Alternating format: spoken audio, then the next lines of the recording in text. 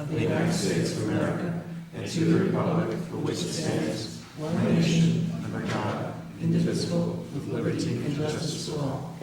Okay, great. Thank you all for joining us tonight. This is a special town board meeting, really for the purposes of talking about town hall, where we're going and where we've been, and then where we're going again. So before we start with the conversation, there's public input. If anybody would like to speak, just please go over to the microphone and...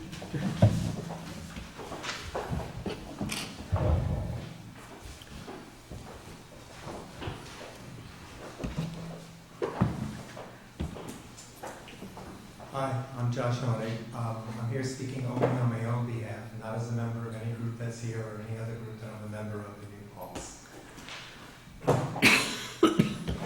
When Susan first returned to office 3 years ago, she and Carol were both suffering from burning eyes and not feeling well from what they thought was dust and dirt that had accumulated over the years in those offices. Susan was already cleaning up records and trying to make sense of what her administration had inherited, when on top of that, she and Carol also took it upon themselves to start physically cleaning up their workplace to alleviate their physical discomfort. I had stopped by a couple of times while they were going through the process, and when I saw how bad they were suffering, I personally lent them 2 air cleaning units from my own. The cleanup spread throughout Town Hall. Anyone who frequented Town Hall could not help but notice how much cleaner it was, from Susan's offices to the clerk's office to the break room, etc. Employee spirit was up and everyone took pride in making it a better environment. No one was talking about a new building. Unfortunately for them, nobody knew what was lurking in the basement. Many people over the years knew that it was not a healthy building, but ignored it because it was not a sexy topic, and politicians didn't want to touch it as it might raise taxes, which in turn might hurt their chances of re-election. Certainly the administration prior to this knew. They put together the committee that is here tonight to investigate and report on solutions to all of the town's municipal building problems. We spent 2 years meeting, researching, and looking at other buildings and all the possibilities from fixing, moving, or building new facilities. We dealt with professionals ranging from engineers, architects, land use lawyers, and more. In the end, when we did our report, it was basically ignored. So now when the town is looking at the same problems we looked at years ago, I can say with confidence that this administration will take it seriously and will, as they say, do the right thing and do it right. As I say that, it makes me think that there may be a solution to a greater number of problems that the town is now facing. To fix them, it might be suggested to those Wilmerite guys that they ask their buddies in Albany to send us $30 million in lieu of the taxes they don't want to pay us. We can use it to fix all of our municipal buildings and infrastructure. I think then and only then would we be able to go along with the tax proposal they have on the table and be able to live with it. It is troubling to me that in our community I hear a few people grumbling that there is nothing wrong with Town Hall. And all of this is nonsense. As someone who has been paying attention to town problems for years and throws away nothing, I'd like to read 2 letters from the past, one from 2005 and one from 2007. Let me just pick them up.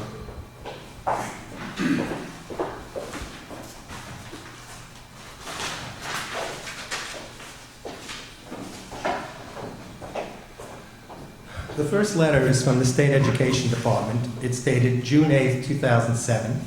It was sent to the Marion Capolino in the clerk's office. And what it says is, we regret to inform you that the Local Government Records Management Improvement Fund grant submitted to New York State Archives has not been recommended for funding in the 2000-2008 grant cycle. With $10 million available in grant funds and $25.3 million in requests, this year's review was extremely competitive. And it goes on, and it says that if you look at the other side, it will tell you why they didn't get it. This is the summary of the reviewer's recommendations. The reviewers did not recommend funding for the town's application as they expressed concern over the town's choice of space for a proposed storage room as well as its condition, particularly the collapsed roof and water seepage problems. The application did not specify how the town plans to deal with these environmental problems, and reviewers were therefore concerned about the physical threat posed to the records slated for the storage in that room. And it didn't have, there were other things it didn't do, but basically they didn't get it because they were concerned about water and records. And that was in 2007. The other letter is a letter that I found in my records from, actually from Rick Alfondre, that he had sent to Don Weiland on April 12, 2005. And I guess the history of it was the town was looking to expand the town hall and was looking to see how to do it. And He wrote, "Dear Don, I recently visited Town Hall for the purpose of reviewing space constraint issues. I was called by Dave Klauser, the building inspector, to take a look at town facilities and assess whether and how additional space could be added to the building department as new staff is being hired. I took a walk around the building with Mr. Wyachek and found there were several issues with the building that concerned me, two of which needed to be addressed immediately. The letter is intended to outline the issues, but not the space constraint issues."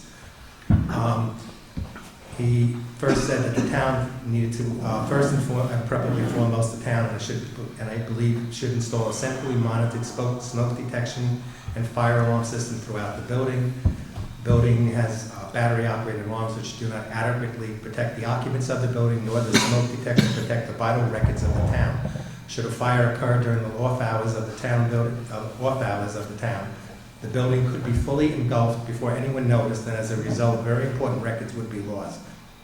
I think for a relatively modest amount of money, perhaps as little as $20,000, a fully integrated and centrally monitored smoke detection and fire system can be and should be installed and is worth the investment.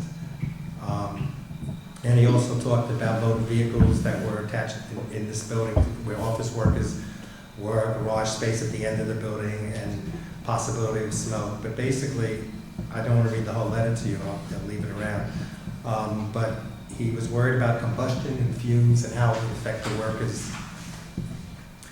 And also the computer system, which he felt was not, which at the time didn't have a central server with a backup system, and it goes on and on. But the point is, there have been problems identified with Town Hall for years. I mean, to the point where our committee was appointed to solve the problems of Town Hall, justice, the judicial building, the court system, the police, and everything else. And we did get the police moved, but that's all that happened. There was a suggestion, which we'll talk about later, that was made, and I'll leave that for the part of when we're actually talking as a committee and not myself. Great. Thank you. Does anybody want to speak during public comment? I would also like to speak to Move up there. I'll sit here. Okay. I'm Carol Roper, I'm a member of the committee also. I was just saying, talking with Josh, that when Bill Yeagle was supervisor, plans were drawn up for a whole new rebuilding of the present building. And then that got beaten by the voters very badly. But Matt Bialecki drew up plans for it, would include the police and everything. So this is not a new issue. But what I really want to say is, I'm also a member of the recent committee on consolidation. And from what I've heard, nothing has been said about the possibility of taking this miserable state you're in right now and trying to deal with the consolidation and working with the village. And maybe things have been said and I'm not aware of them.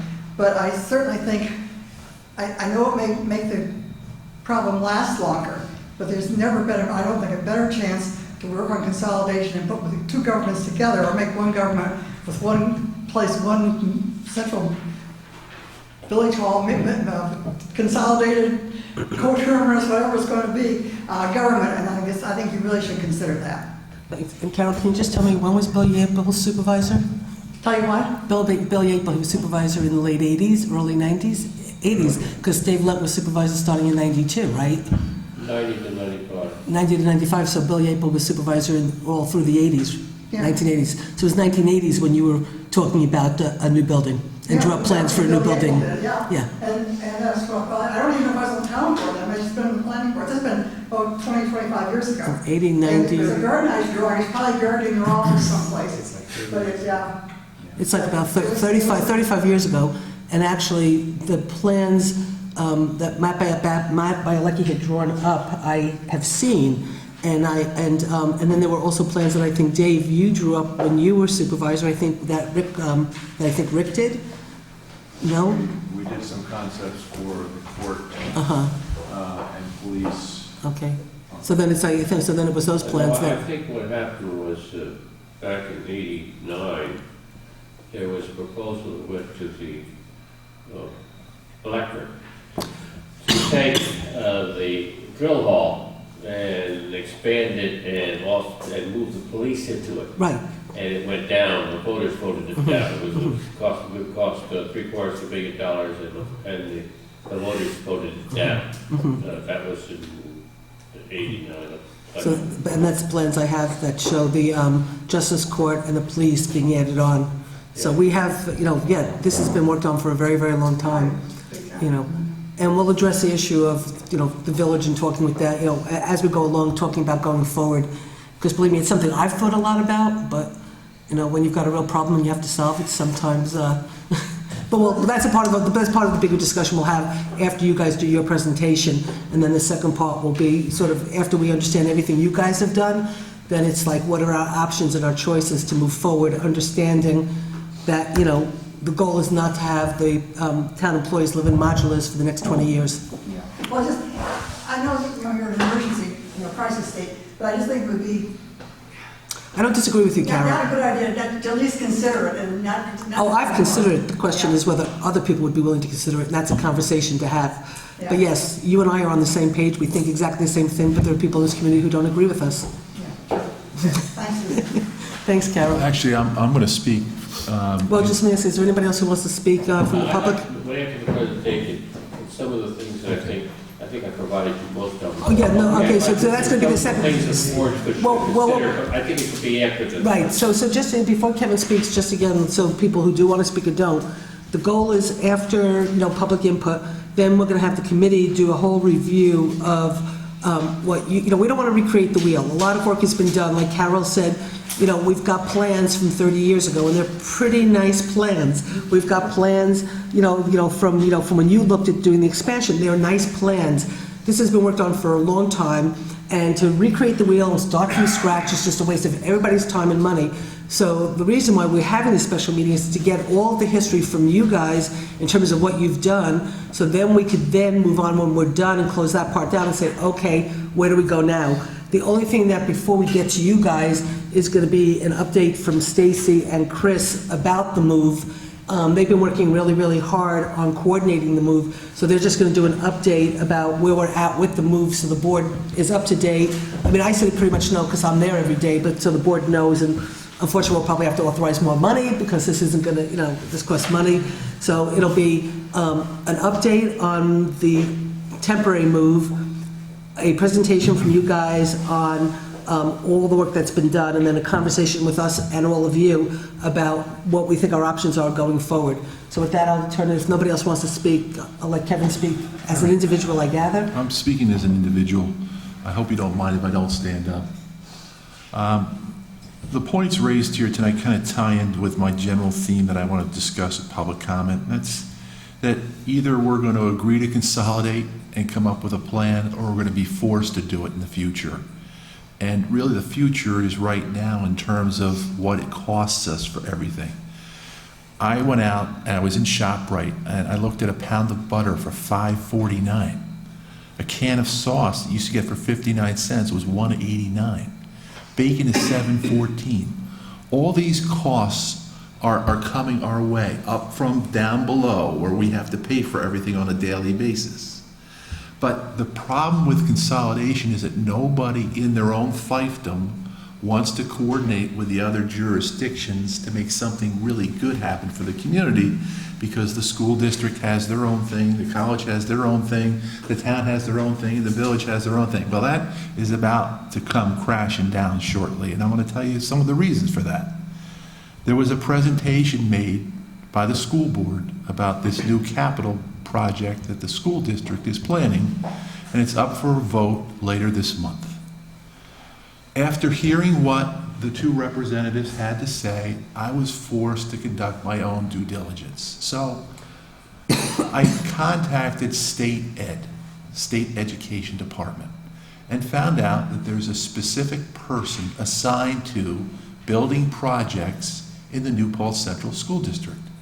Her name is Jean Baudette, and I spoke to her about it. Now, you would think that because SED has to approve the construction and approve the aid for the project, they're technically the banker, you would think that anybody undertaking a $52.9 million project would talk to their banker first, right?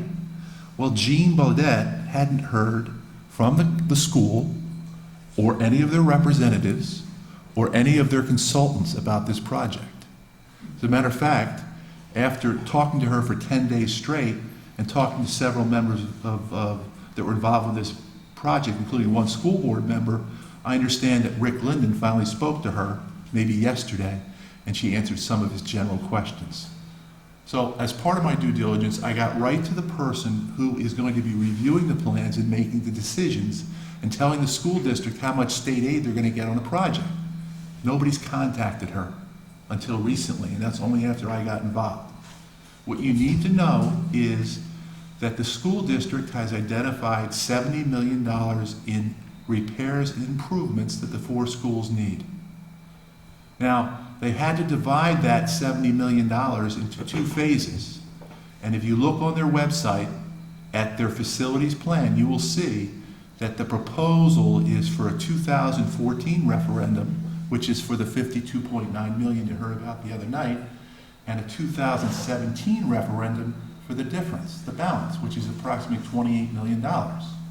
So I did the calculations, and I asked one school board member to explain some of their calculations, and I asked him for that on September 24th, just after our meeting, and haven't gotten any calculations.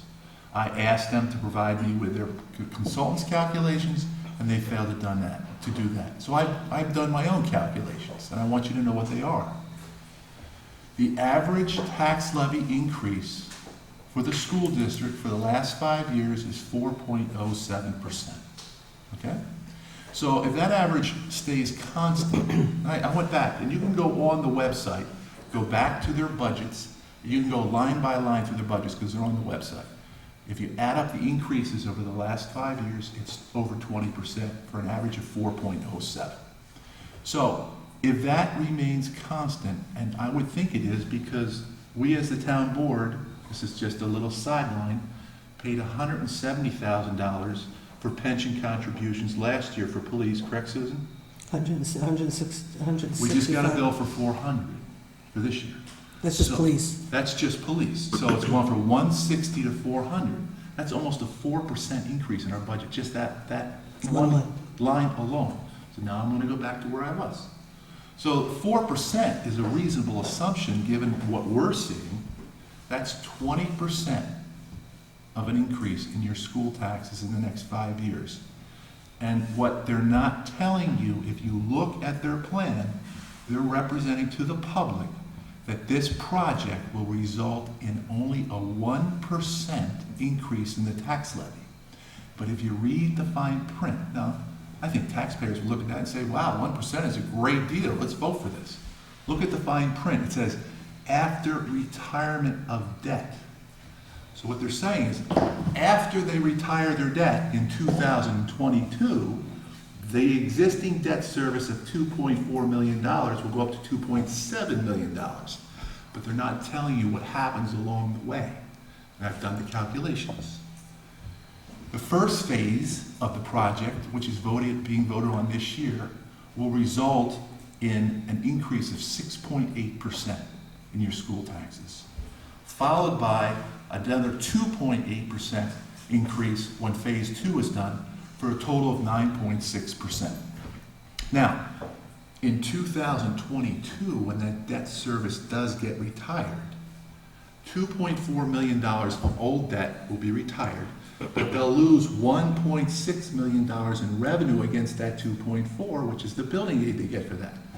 So that $800,000 is approximately a 2% decrease then. But between now and then, before we reach 2022, your school taxes are going to go up 30% in 5 years. So I want you all to pay attention of what's being said. Do your own independent calculation. How in the world can you pay for a $52.9 million project with $370,000 a year?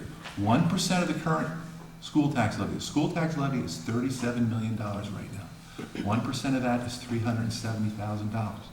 How in the world could school representatives represent to the public that doesn't read the fine print that it's only going to be a 1% tax levy increase? That is really sad. So we're all busy paying the $1.89 for the sauce and the $5.49 for the butter. A lot of people don't have time to dig into the detail that I dig into to let you guys know we're in trouble, okay? And we all know we're in trouble. We have building needs too. How are we gonna pay for it? We have to be very creative. We're in a town where the college is tax exempt. That's like 36% of the village pays taxes, the other 60 whatever percent doesn't. Wilmerite comes to town and they want a break at our expense. We already have a problem with our tax base because of the number of exempt properties and because the property that we have for commercial development can't be developed because we don't have the infrastructure. So the ratables aren't going to come anytime soon. So beware, people, and pay attention. Do your own research. I'd be more than happy to have a chat with you if you can confirm that my calculations are incorrect. I've spent the last 10 days, probably 2.5 to 3 hours a day on this. And I want you to know I'm really troubled. So ask some questions. Well, my first question is there a reason why you have a jar of mustard here? I have a jar of mustard because it's Oktoberfest, and Chris was telling me that the best mustard for bratwurst is Kosakuko. I said, Well, thank you. I thought that maybe the price of mustard was just really expensive and he was using it as a prop. So I was just curious because when he was talking about the price. Butter, $5.49. Actually, though, I've been hearing a lot about the cost of bacon, about how it's like gone up to $7 and how people have grown up on bacon and they can't eat it, have it anymore. Well, anyway, with that, okay, so the first thing I'd like to do is have Stacy and Chris give the board an update on where we're at. As everybody knows, the board authorized at the last meeting we had here, I guess it was 2 weeks ago, I think, 3 weeks ago, whatever it was, we had a board meeting here, and we authorized, and just as a very quick background, when we started to really we've been having problems for a long time, but when the problems got somewhat identified and people were getting even sicker once things got disturbed, it became like really immediate that we had to do something. I got up many Saturday mornings to go look at buildings to see what could potentially be available. And unfortunately, there's no building for rent in New Paltz. The buildings that are rented, knock wood, are pretty much rented and stuff. There was really no building that could accommodate the needs of everybody here at Town Hall. And ultimately, doing modulars ended up being the only solution. We ended up, fortunately, it ends up being a really good solution in some ways because it's really 60 cents a square foot, and there's no way we could have possibly have rented any space in New Paltz at 60 cents a square foot. So I think in a lot of ways we really came up with the most efficient and effective way to do this move. The ShopRite Plaza not available? No. Susan, just to make sure you're not misquoted on that, 60 cents after they the move. install the structure. Right. And then there's also an expense on the back end when they remove it. Right. So the net cost is actually higher than that, but it's less than what we've received in the market. Exactly. Okay, so we had thought about building, having it located right here on Town Hall property. It would have been incredibly tight, but we could have possibly made that work. But under serious consideration, because we don't know where we're going with Town Hall, and if we should choose as a community to knock that down and build the new Town Hall on site, we'd actually be having the modulars right in the middle of a construction site, and part of the reason for the move is for health reasons, so people could be in a safe, healthy environment. So Chris actually had recommended to us that there was room up at the highway garage and that we could put the modulars there, so we did, with the modular people, look at this site, and we looked at the site up at the highway department, and the site at the highway department really was the best. It's not the most convenient for all of us in terms of proximity to get there, but it really is the best in terms of leaving Town Hall available. So if we should choose to sell that piece of property, our modular is not in the way. If we choose to knock it down and build, our modular is not in the way, and it seemed to be the most sensible move. So the board authorized us to enter a contract. I signed the contract the other day, and Chris and Stacy have taken on the responsibility for us to pretty much oversee this move. And this is not easy because remember, first we have to remediate whatever we're going to move so we're not taking the problem with us. But then there's also, you got to move phones, and you have to move computers, and you have to move people. And that's just only part of it. Getting the site ready is an awful lot of work. And so Stacy and Chris have been working incredibly hard on this nonstop. And so wanted to have them give a little update of what they're up to now. So Dan, can you give that microphone over there and take this one?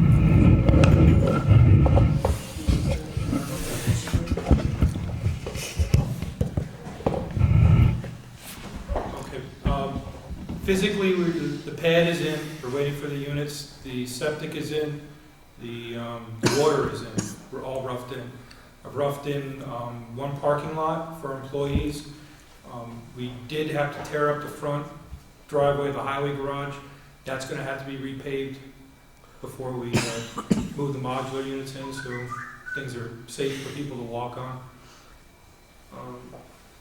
We've moved whatever we can around to accommodate the town hall coming down. As far as we've met with an industrial hygienist, actually 2 of them. I brought 2 people in to get ideas of what problems we are having, what the scope of work will be to remediate it. Then we contacted 3 companies for remediation on moving town hall equipment out, desks, chairs. Since then, our industrial hygienist has recommended a few more companies that deal with very large moves. They're more professional, they just have more personnel. After a meeting today, we're looking at the possibility of being able to move in 4 days. Friday, Saturday, Sunday, and a Monday. Physically. That'll mean opening up for business, providing we can fix or come up with a computer solution relatively easy. Phones, Stacy's worked with that, and the computer, she's better to give you an update on all that. Okay, I'm going to start with our phone system. We have a couple small issues. Jeff had requested that I work on looking at a VoIP system. Unfortunately, Jeff is not here, and I've been trying to meet with him all week, and I haven't been able to. So this is not something that we can continue to prolong. Time is of the essence, because we're looking at, originally, we were looking at delivery beginning on the 20th. First of the 23rd. Right, the 20th of October. They're moving along pretty quickly. Word has it, it could come sooner. So We should only pray. the sooner the better. However, our target date is delivery beginning on the 20th. When this building was built, the phone lines that were run to this building were run through town hall. So the system we have at town hall feeds this building. Not only does it feed the phone system, it feeds the alarm system for the sprinkler system. For this building. Yes. The phone system pretty much needs to stay up and running, or we have to contact Verizon or Time Warner to run separate new lines all the way back here from Route 32. Having said that, with Jeff wanting to look into a VoIP system, I checked with the company who takes care of our hardware and the company who gives us service. We've got 2 different people. We've got CrossPoint, they take care of our hardware. We have Cornerstone, they take care of our service. Unfortunately, Time Warner has been very difficult to get in touch with. I spoke with them in length about the difference in our 2 systems. Right now we have several copper lines, which are regular telephone lines. You can plug in any regular telephone into an outlet and get a dial tone. The majority of our lines are currently what they call SIP plus lines. Think of it as your telephone line if you had a triple play with Time Warner. Okay, it's a data line that converts to an analog so you can use your telephone. That's what we have right now. VoIP is essentially that, okay? However, each phone and each line has its own IP address. Every phone would have to have licensure. It's a much more complicated, the kinks aren't all worked out yet. It's not that recommended, and it's much more expensive to put a whole new system in. And Jeff wanted to be able to have it grow and accommodate all of the town offices, courts, police, etc. We're looking at a very large bill, okay, somewhere between $20,000 and $30,000.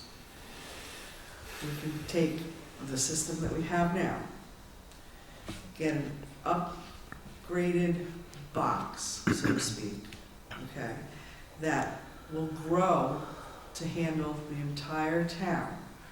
We can still use our existing handsets. And what I asked her to do was drop all the copper lines except for one.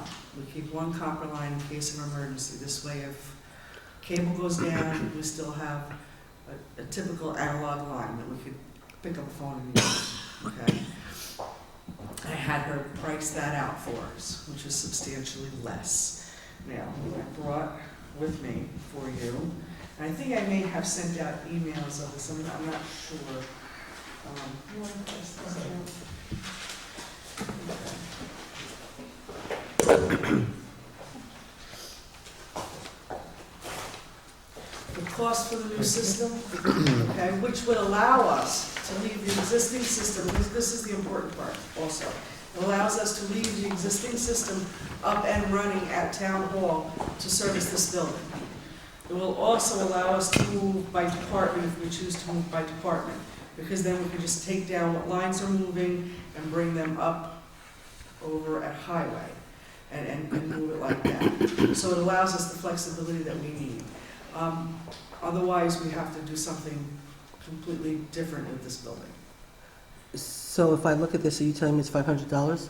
No. I thought that was too good to be true. The quote from Cornerstone, as you'll see, the quote from Cornerstone, okay, is for service, okay? That service includes, I gave everybody my copy. That service includes data. The only thing I have to verify is, I don't believe Wi-Fi is included in that. That service includes data. There's an estimated monthly savings of $140.95 than what we are currently paying for our existing service with them now. And one of the big reasons for that is that we dropped the copper lines from Verizon, well, except for one. Okay. So that means I can reduce the phone budget in next year's budget? You're saying that, Yes, I'm saying that I saved $140. okay, so we're paying $643 now a month. Is that what you're saying? Yes, that's what I'm saying. And it's gonna go down to 503, Yes. okay? Okay. If we need additional bandwidth, okay, which I have to verify with May, we're gonna have to add an extra $30 onto that. Okay? That would be for service. All right? The price for the new server and power supply for the new system, okay, is on your last page, and that's $7,150.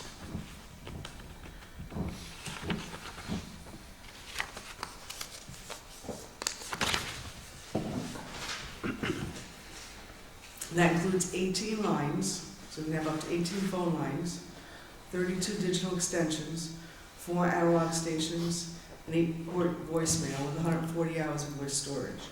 And this is growable. Is this also portable? Yes, this we can take from there and we can put in a new building, That's what I or any wanted. building. Yes, this, And would it be sized for whatever the maximum we would do in a new building? when we add to it, we will be adding. Modules? It's expandable. Yes, it's expandable. All right. So this price here is for the 18 lines, 32 digital extensions, 4 analog stations and so forth. And this is a separately dedicated communication server, which would be independent of the servers that we're talking about adding anyway. It would be independent of the server that we currently have. Okay. So this server could will stay up and running to serve here, Okay. okay? And this new server would be put in the modular unit and serve us there. We'll keep all the same phone lines with the exception of one, okay, which is, And is this is the cash price? Is there a lease option? I did not ask if there was a lease option. The only reason why I'm asking that is if the lease option involved $140 a month, then we'd be even, right? Well,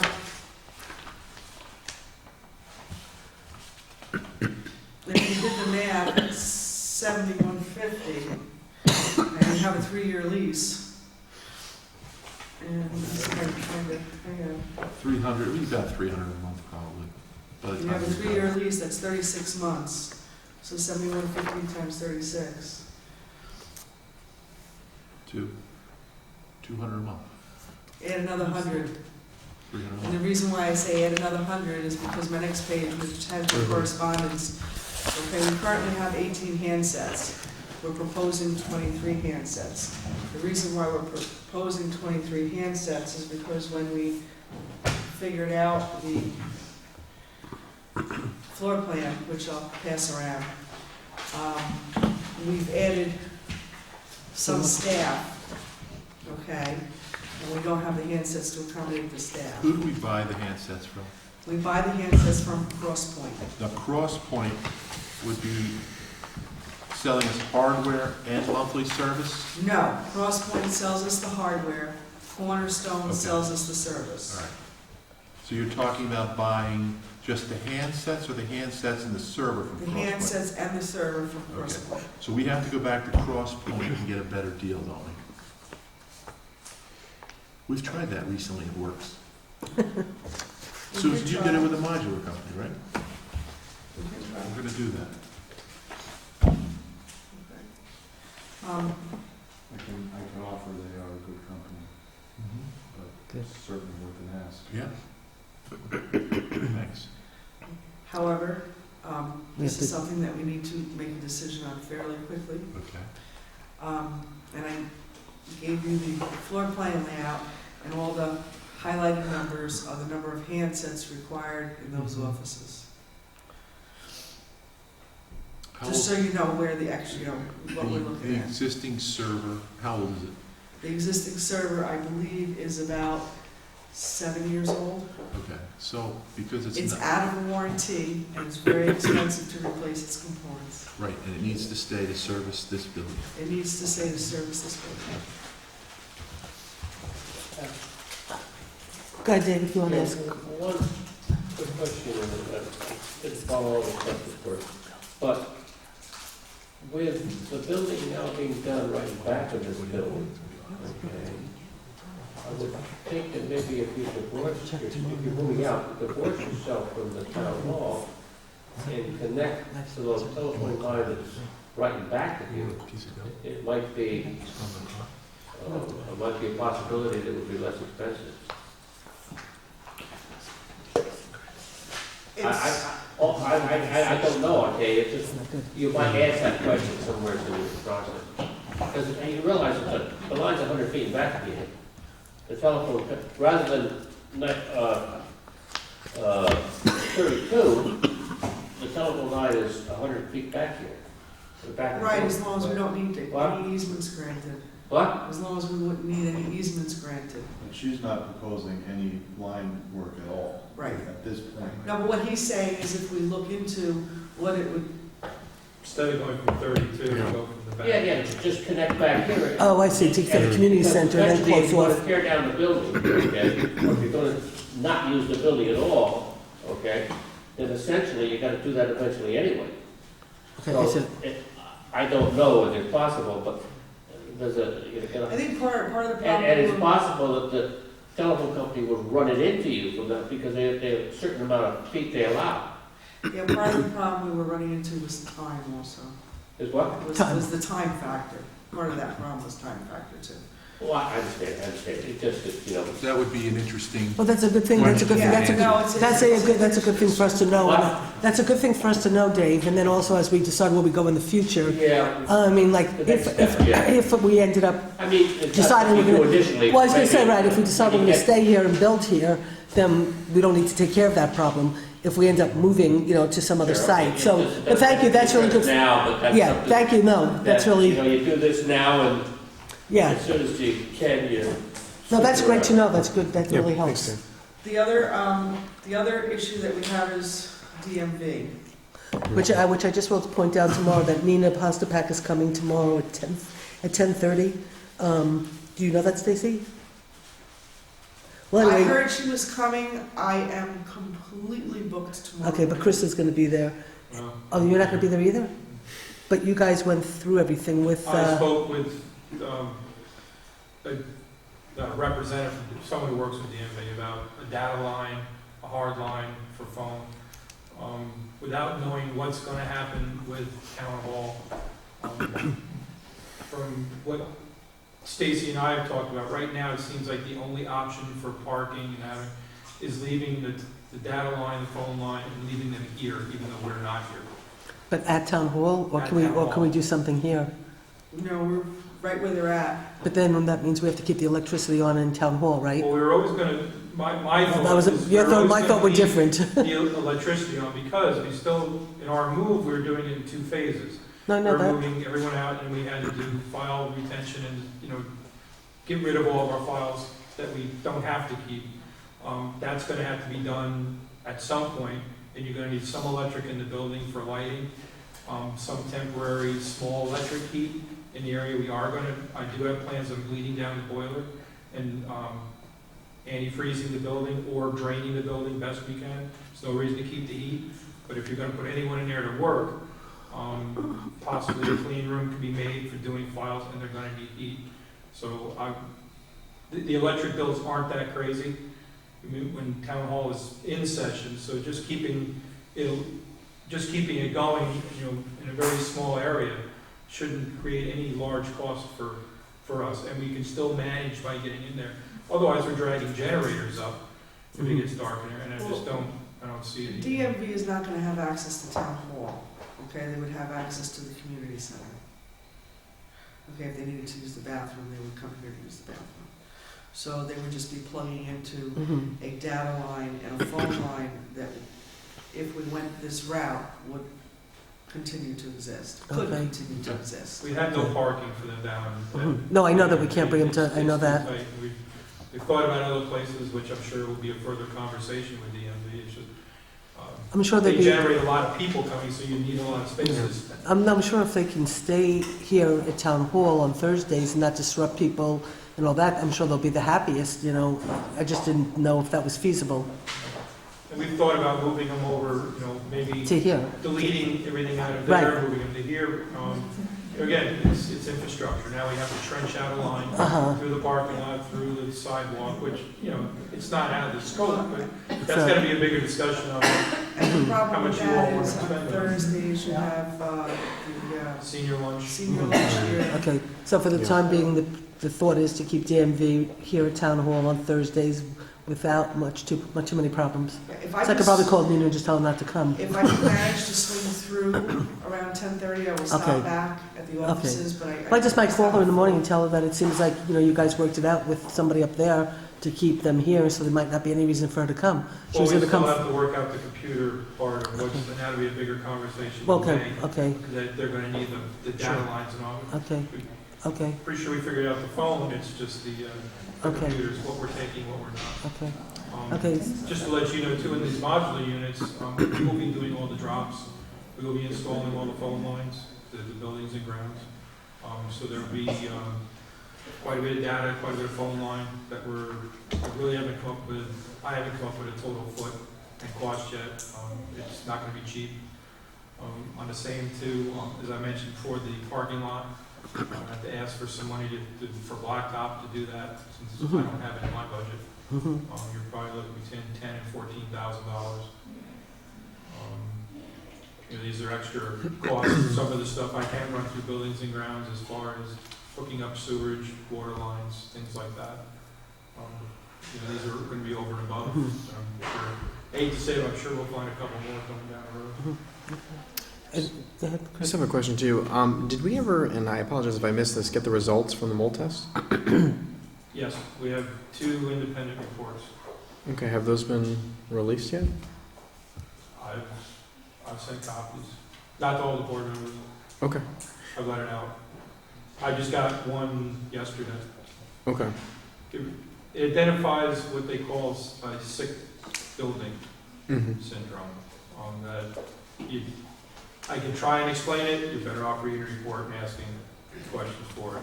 All right, first of all, I'd certainly like to see the report, but one of the other reasons why I was asking about this as well is because as we're moving items around, I'm just wondering, We're because, gonna get to that. okay, we are getting there? That was the crux of our meeting today with this Okay, commercial hygienist. yes. That they have to identify the levels, Mm-hmm. they come up with a scope of a plan on how to clean. Mm-hmm. Then they give that to a service, something like a Serve Pro, or he mentioned a whole bunch of different names. And then they will give us a cost estimate on like what it costs to clean this chair. Or it's probably gonna wind up being times and material. And we've also went through, Stacy and myself today, identifying furniture, stuff that we are not gonna take with us. So, we've got propped up with boards that we don't need, or Things that can't be cleaned, things that are too expensive to clean, where they're cheaper to replace, such Mhm. as, cork boards. Anything absorptive materials. Yeah, we have, we Or our have services. office supplies. It costs more to clean a box of tape than it does to buy a new box of tape. Also simultaneously, we have, really, and we have 2 supervisors, former supervisors sitting here who can attest to, I don't think there's any new furniture in town hall.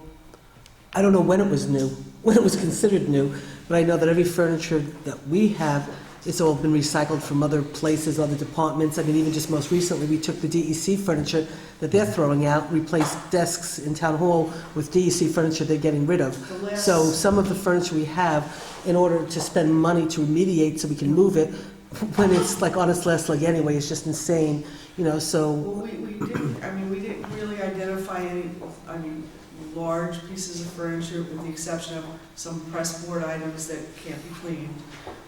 There might be one desk, That you said is going. that needs to go. But for the most part, it was things, like office supplies, the air conditioners, the rugs, the area rugs in front of the doors, all the miscellaneous brochures and all that are on all those shelving units that we can't take because they're pressboard. They're all going to get dumped. We're not going to spend the money to clean those.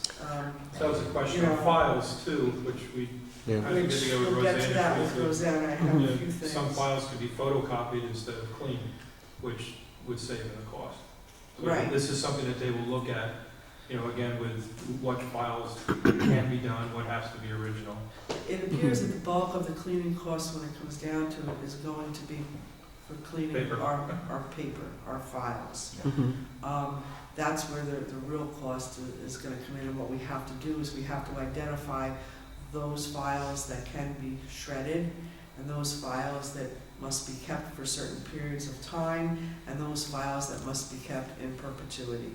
And I can tell you, all the files in my office, all the files in the assessor's office must be kept in perpetuity, unless the building gets knocked down. Can they be scanned and saved, or do they have to be kept as hard copies? They just have to have records, okay? But the problem is that we have large building plans. Yeah. We don't have the capability to scan those. Yes. But I guess it's Okay, all, so the reason for not having a copy of the reports, just, that they've been given to the commercial hygienist, because in the back, it's that thick of chemical compounds and what they found in air and this, and until they can explain it, or I can explain it to Yeah. someone, it's just And- a bunch of numbers. and I can say, Dan, it's not really necessarily just identifying the mold. Some of the things that they identified are like airborne, I It's don't know the if this air is, quality. it's the air quality toxins, so like in our office, I think up by my office, I don't know if it was in the whole building, but I know definitely in my office, there was some kind of airborne toxin that they said is very unusual to find inside a building, and it was very rare to find it inside a building, and then anybody who's got a compromised immune deficiency system, it's very, very dangerous to them, and unfortunately, we do have some people in town hall who have it, which is now explaining why certain people have been really, really sick, in the building, because of, it's not necessarily the mold, but it's this other airborne toxin that, attacks, compromised immune systems. Then there's other toxins that are like, affect other things. So it's not really necessarily just per se mold. Yeah, They've identified sure. the air quality and of itself, has so many problems. So this is all the stuff that they're looking at, To and make they'll it very remediate it simple, based. They look for something that they find inside that they don't find outside. That means something's growing on the inside. When And we, there's a lot. when we do get those reports back, I do think it would be important that we release those as well. Well, it's just a so matter of people have trying better to understanding. take it all and explain. Yeah, no, it. absolutely. Understanding of the So it's Yeah, no, no, understanding, I because hear right that too, now, yeah. right now, it's all these charts and numbers and stuff that's very hard to understand, and that's what we're trying to get a hold of and understand with all of these people. The one thing that we can say is there's been not one person of the people that we've brought in, and Chris has brought in 3 different people, that haven't said that, quote, the air quality of this building cannot be remediated, in essence. No, and So- I think that's something that's important that we put out there too, so people do understand that. We're moving very fast, and there's a reason for that. I just want people to be able to see that as well. Yeah. So great. They can have business all in the hospital. I'm just gonna keep going on my list Go ahead. here. All computers that have outdated operating systems, to have them cleaned, it's not worth it, because we can't update the operating systems in the And computers. just to We should quantify, update. and to quantify that, when May came in to do an assessment of all the computers, so we can get a sense of what it's going to take to clean the computers. So the town has been going through a update system, so the police computers were updated, the justice courts were updated, building inspector was updated, the clerks were updated, the assessor was updated, so actually the next, That one, Not- that's the old one. The assessor has one old. the assessor was one, okay.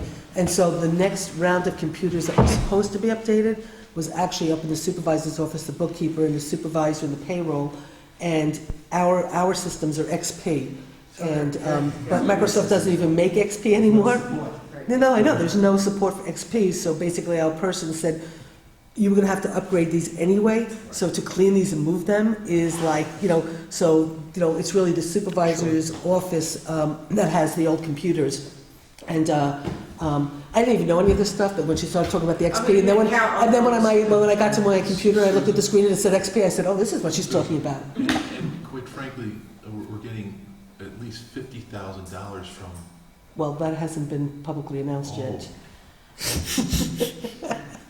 It's not for me to announce, but we are going to be getting $50,000 in grant money from a state official that will help offset some of these costs. But it's not my announcement, it's their announcement, and I have to call to say, okay, when are we announcing? But it was originally, I had asked for money, there was municipal money available for, and whenever I asked for money for a study to do a combined DOSC with the police, the fire, the rescue, town hall, the justice, and I got a phone call saying that they're going to give us the money, but they don't want it on studies, they want it on bricks and mortars. And when I got the call, I said, they said, well, want to announce it in about a month. This was about a month ago. I said, well, funny you should be calling me right now, because there's probably a pretty good chance we're going to have bricks and mortar that we could spend your $50,000 on. So hopefully that $50,000 will go to offset a lot of this stuff, and hopefully within like the next week or 2 we can announce it. Additionally, since we are on the money topic, the county announced today that they'd be picking up the cost of elections for the municipalities. So that's certainly something that we had been continuing to budget for that Right. we won't have to. Yeah, that's great. So anyway, so May's assessing right now what computers need to be cleaned, and then really assessing what the cost would be to buy the new computers that we need. So when we move, we'll put new computers in that we're going to be bagged anyway, and then what we have to do with the other computers. So she's assessing that right now too. Right, and we're going to be meeting with May next week to discuss some of those issues, also to discuss how we should move, because we're all on a central server, okay, at this point, because we all run through Edmunds software, okay, which is our accounting software, and it's gonna take us more than a day to move, okay, and to get back up and running, and who needs to be up and running first, and who can be without having access and the things of that nature, you know, are we really only gonna be shut down for, 4 days during the move? Can we get the IT people in there to start hooking everything up as things are moving? So that this is all something that we're in the process of working out. We may have to shut down for an entire week. We have to shut down for an entire week. We'll let you know as soon as we know. Okay. But that's, we're trying to keep a shutdown as minimal as possible. Okay. So, Yes, that's. well, like I said, we have meetings scheduled every Thursday from now through October. I think there's 5 Thursdays. Part of it is for budget, because we have to start reviewing the budget and have meetings on the budget. And so every week, we'll get an update from Chris and Stacy on where we're at. Great. So this way, everybody's, abreast of what we're doing every step of the way. So I just want to get on to the people who came out tonight to be with us, but I want to, just thank the both of you, because I know the two of you have been working just nonstop, and this is not your daily job, this is not your daily responsibility, this isn't what you were getting paid to do, but, honestly, the work that you guys have been doing has been outstanding. And I just wanted to remind you that the modular facility will be 100% accessible. Oh, yes. Unlike our building. Mhm. 1 floor, no stairs. So that's good. You said Accessible. Accessible for, accessible. Yeah. I was going to say accessible, that's an interesting concept. no, accessible, handicap, Accessible. it will have handicap accessibility to the entire building. Thank you. Okay? Thank you. Great. Okay, thanks a lot. So now I guess what I'll do is I'll turn it over to Josh. Do you want to do the introduction? Were you the chair of the committee? No, Who is chairing the committee? the co-chairs. Who? You and who? David Cameron. Oh, Dave and Carol, I'm sorry.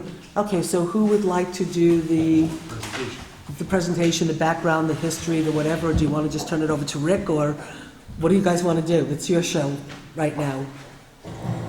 Well, Carol's looking perplexed. Dave doesn't look like he wants to say anything, so. Rick has all the technical stuff. All right, Rick. Rather than, So do you want Rick to basically take the lead? Rick is going to take the lead on most of the stuff. The only thing I'd like to make you aware of is the proposal that we made. To Josh, can you just do me a favor? Can you just use the microphone for the purposes of the TV?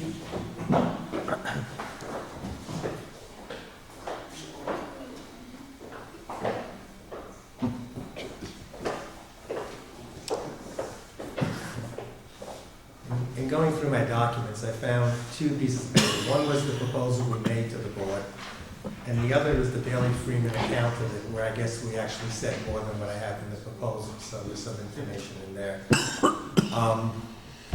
Basically, when we finally did it, and I think this is what our last report was, and we were asking to Kevin. And Okay. And I think that at that point, we just stopped. But our report was, the Municipal Space Committee over the last 2.5 years has looked at many possibilities for resolving the long-term needs for municipal space for town offices. There are no perfect solutions.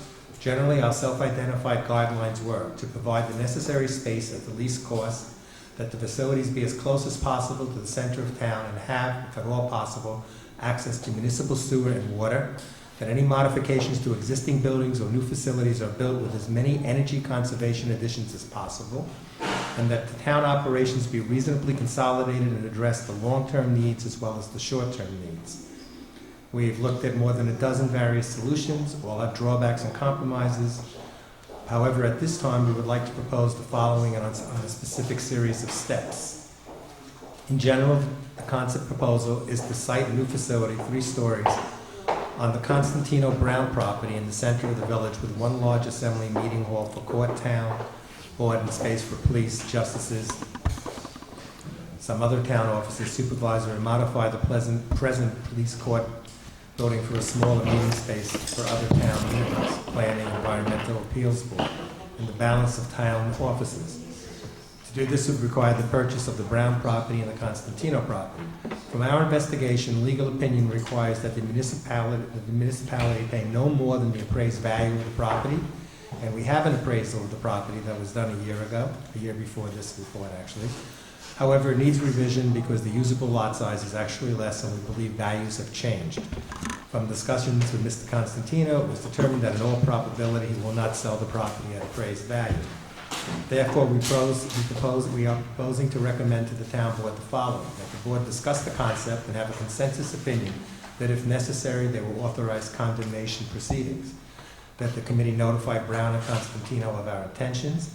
That the town board authorize a concept design by Alfondre Associates on utilizing the Brown-Constantino properties to build a 3-story building and how it would be configured to contain police, justice, supervisor, and updated projected cost. D, determination of financing by the committee and/or supervisor, review by committee and town board as whether to proceed, survey of the properties and appraisals or an appraisal update, review of the progress by town board, and agreement to proceed on the next step.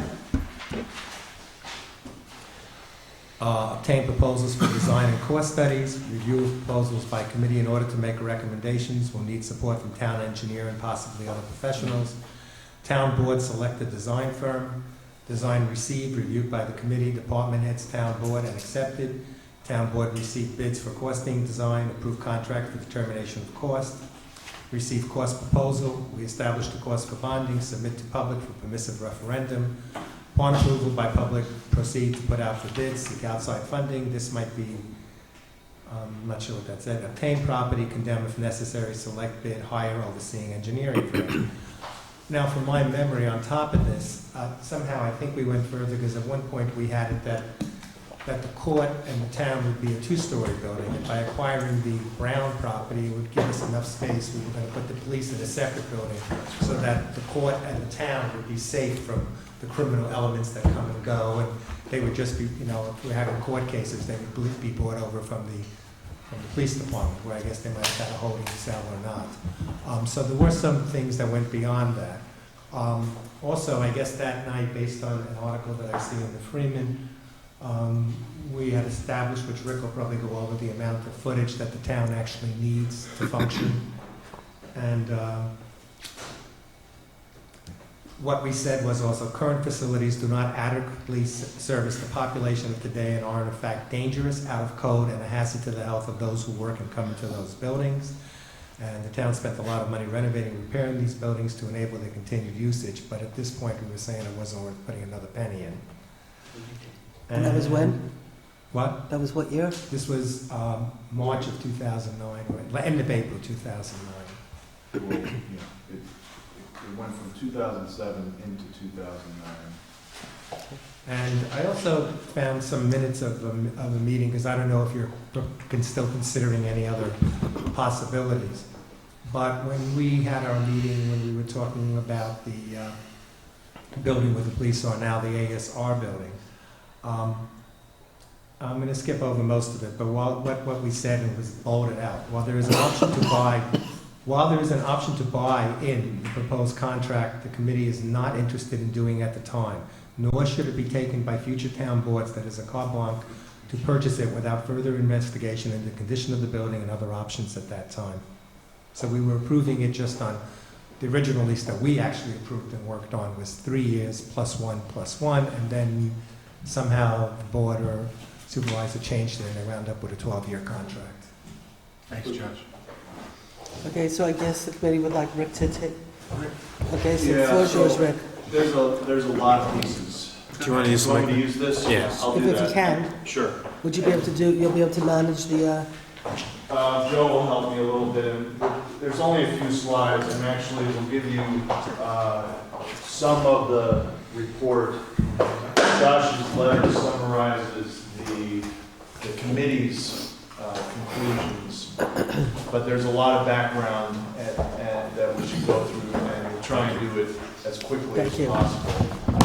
Major motivation for the town facilities needs assessment was the life safety conditions at the police and court building in particular. It'll come up in a minute, Jay.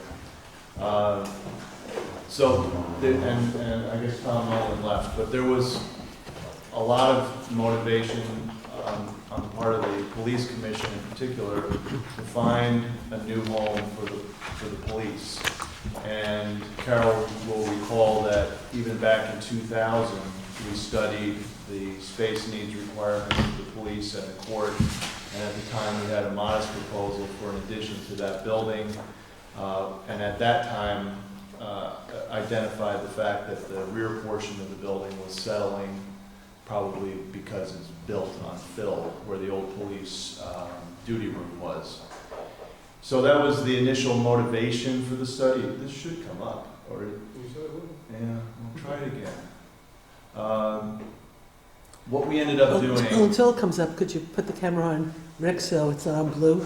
Yeah. So what we ended up doing was a comprehensive needs assessment, space needs assessment, irrespective of any design solution. What that means is that we interviewed with our consultant, Dick Halpert, who's all he does is facility programming for courts and municipal facilities. We interviewed every town employee that had any control, any specific input. You weren't here? You weren't interviewed? No, I was not. Were you? Yes, I was. Okay, I don't know how we got those numbers then. I don't know either. Interesting. Well, you should look at the report and tell us if they're reasonable square footages. From that, we generated square footage needs requirements, current needs, and then projected needs for 2017, and then another, I don't remember, 10 years out further. And those figures are going to summarize in the report. We also began to look at sites, options, and costs, relative costs for each scenario. And that included looking at the ASR site, looking at the Cosentino site, Wright property. Why is it not coming up? It's really odd. I turned it off and it didn't come. And then, There's gotta be a button on there to push, no? I guess.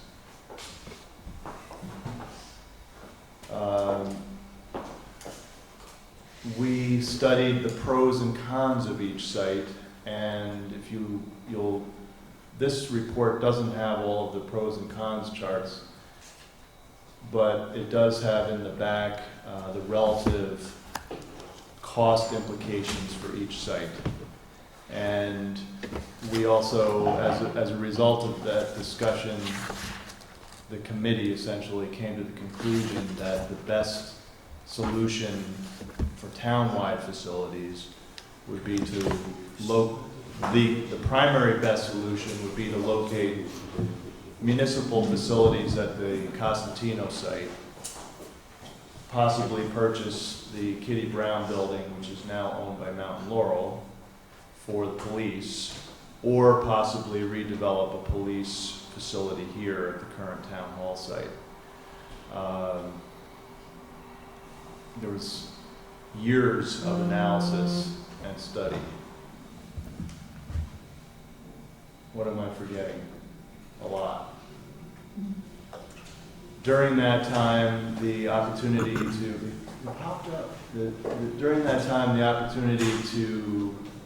purchase the ASR property came up. The committee decided that it wasn't a good idea to purchase, but the urgency of relocating the police out of their facility, which was supposedly a temporary facility that they've been in for decades, was so pressing from a space and safety point of view, life safety point of view, that the committee and the town board agreed it would be good to lease the front portion of the ASR building, which is what ultimately happened.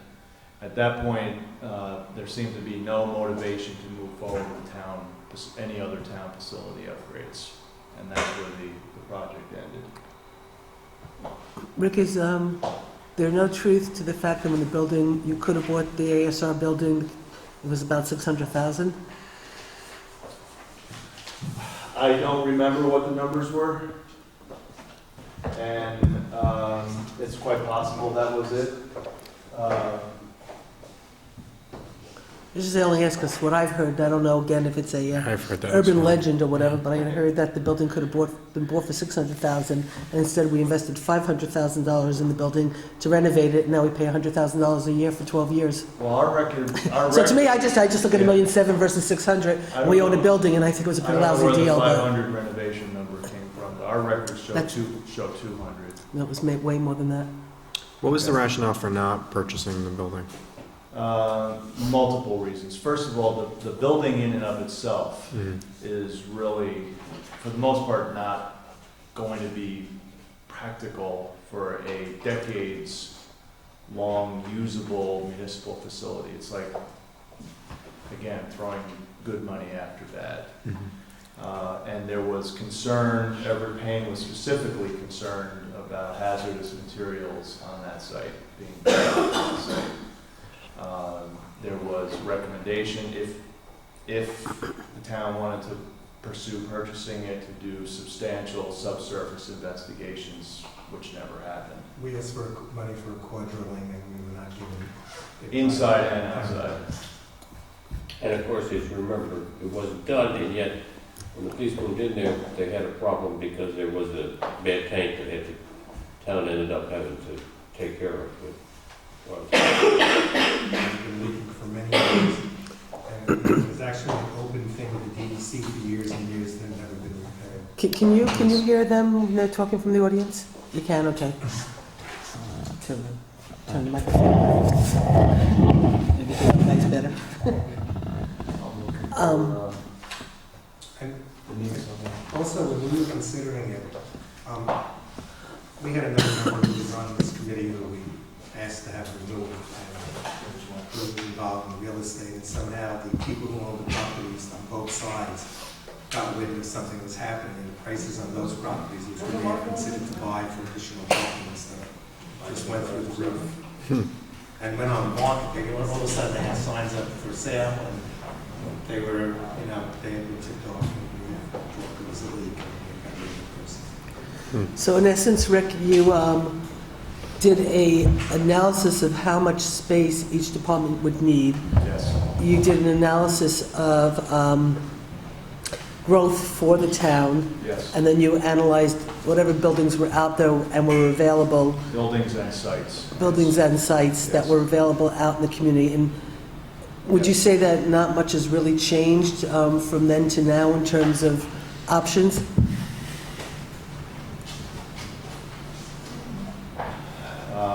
And if that's not, if you can't answer it, that's, The conversations range from the practical feasibility of developing a particular parcel for particular use, and also the community planning implications of doing so. So for example, we looked at a Wright property at the corner of South Putt and 32.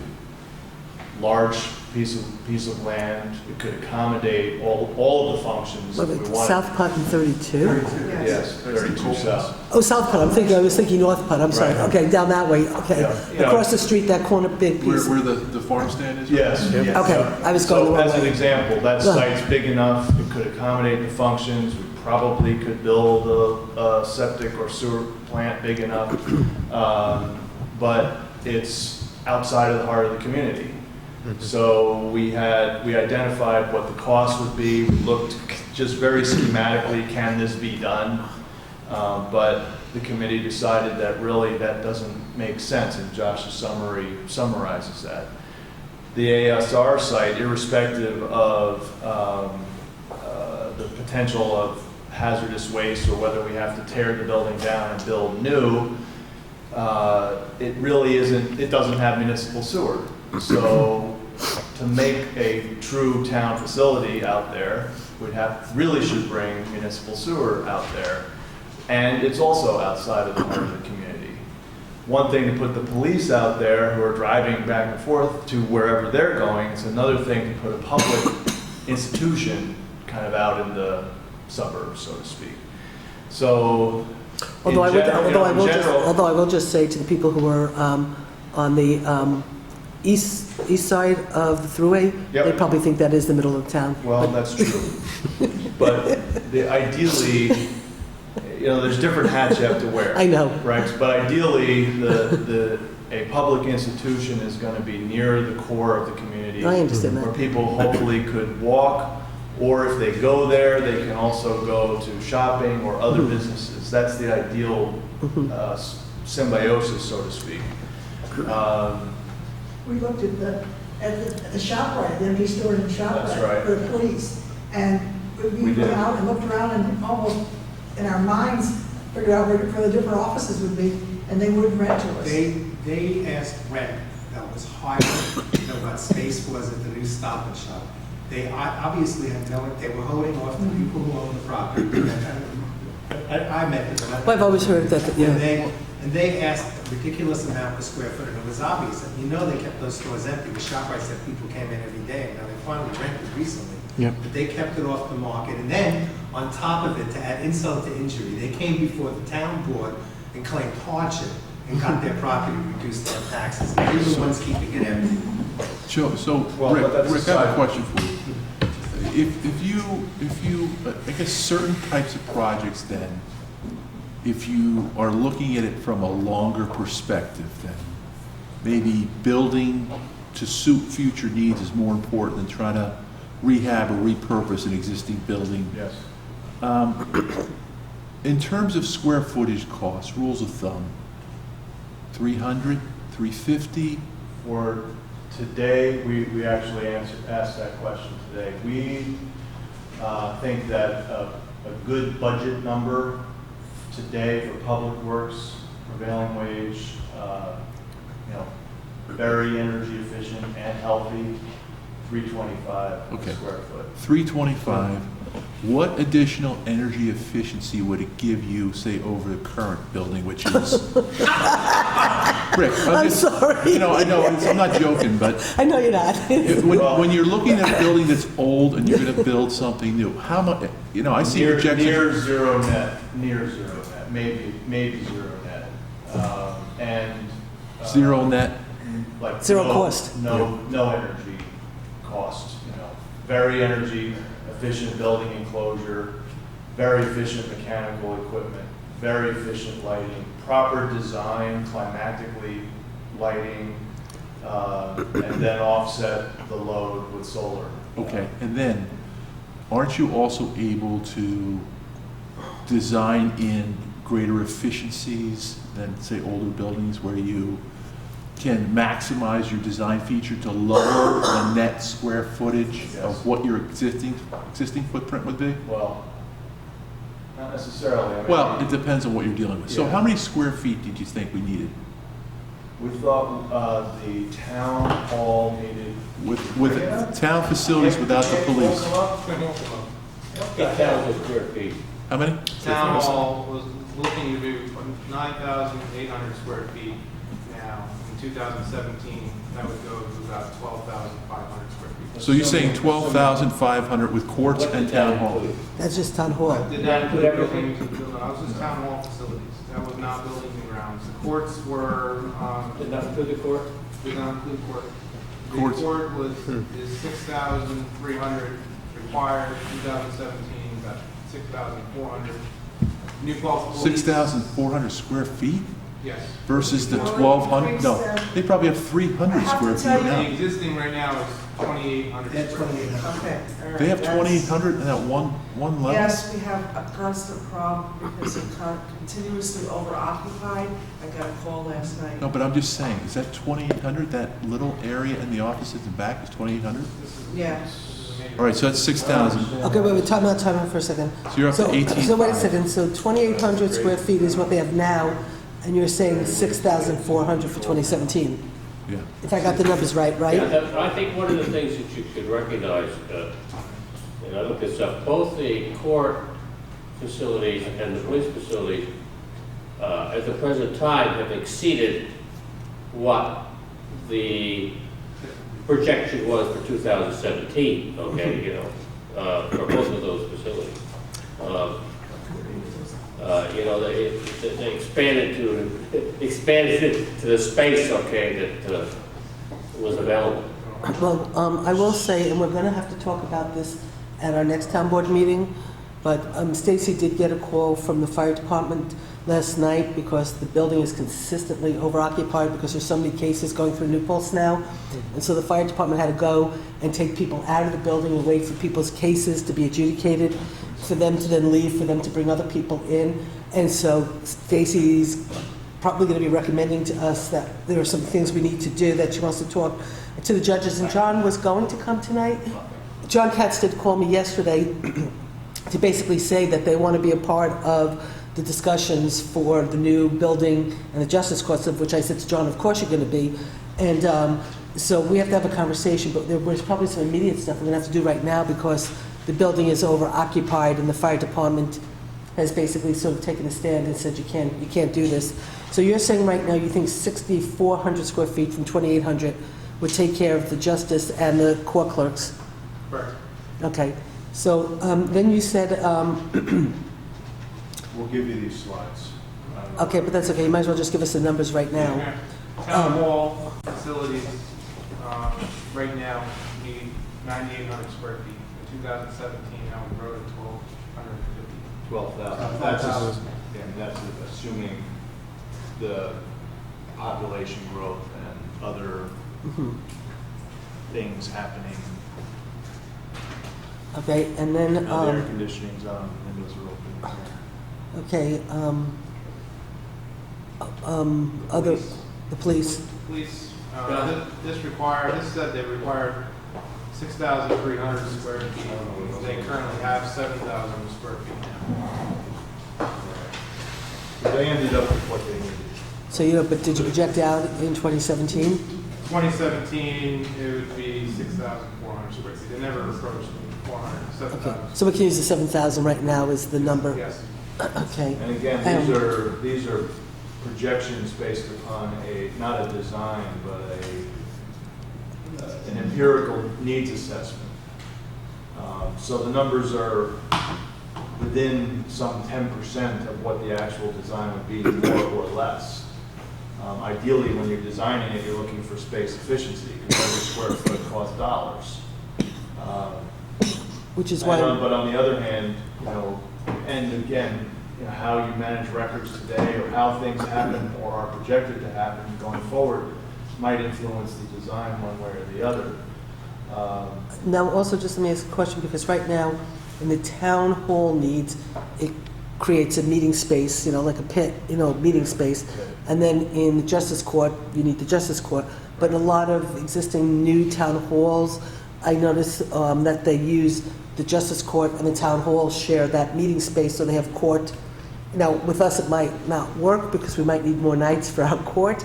But I mean, and we have a lot of people who use our These space figures, okay, and I'm pretty sure this is true, okay, indicated that you were going to keep a separate court and a separate town hall meeting space.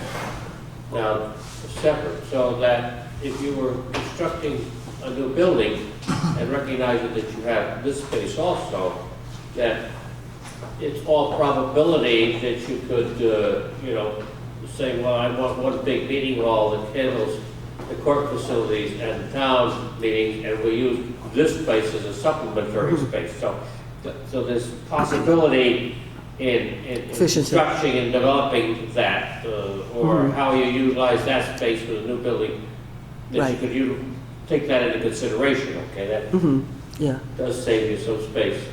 It's a conversation that should happen again. Right. But there are a lot of practical conflicts between municipal meetings and court meetings. And then combine that with the fact that it depends on the site or sites. Right. And is any one site adequate for That volume, combined volume. parking volume? Right, oh, yeah. Volume. Yep. Well, no, because you wouldn't have a town board meeting the same night you have court. No, Well, you don't could know have a that. Special meeting. But you would have it in the same space. No, you could have it you'd have your space split up, so you Yeah. could subdivide it off. No, I understand that.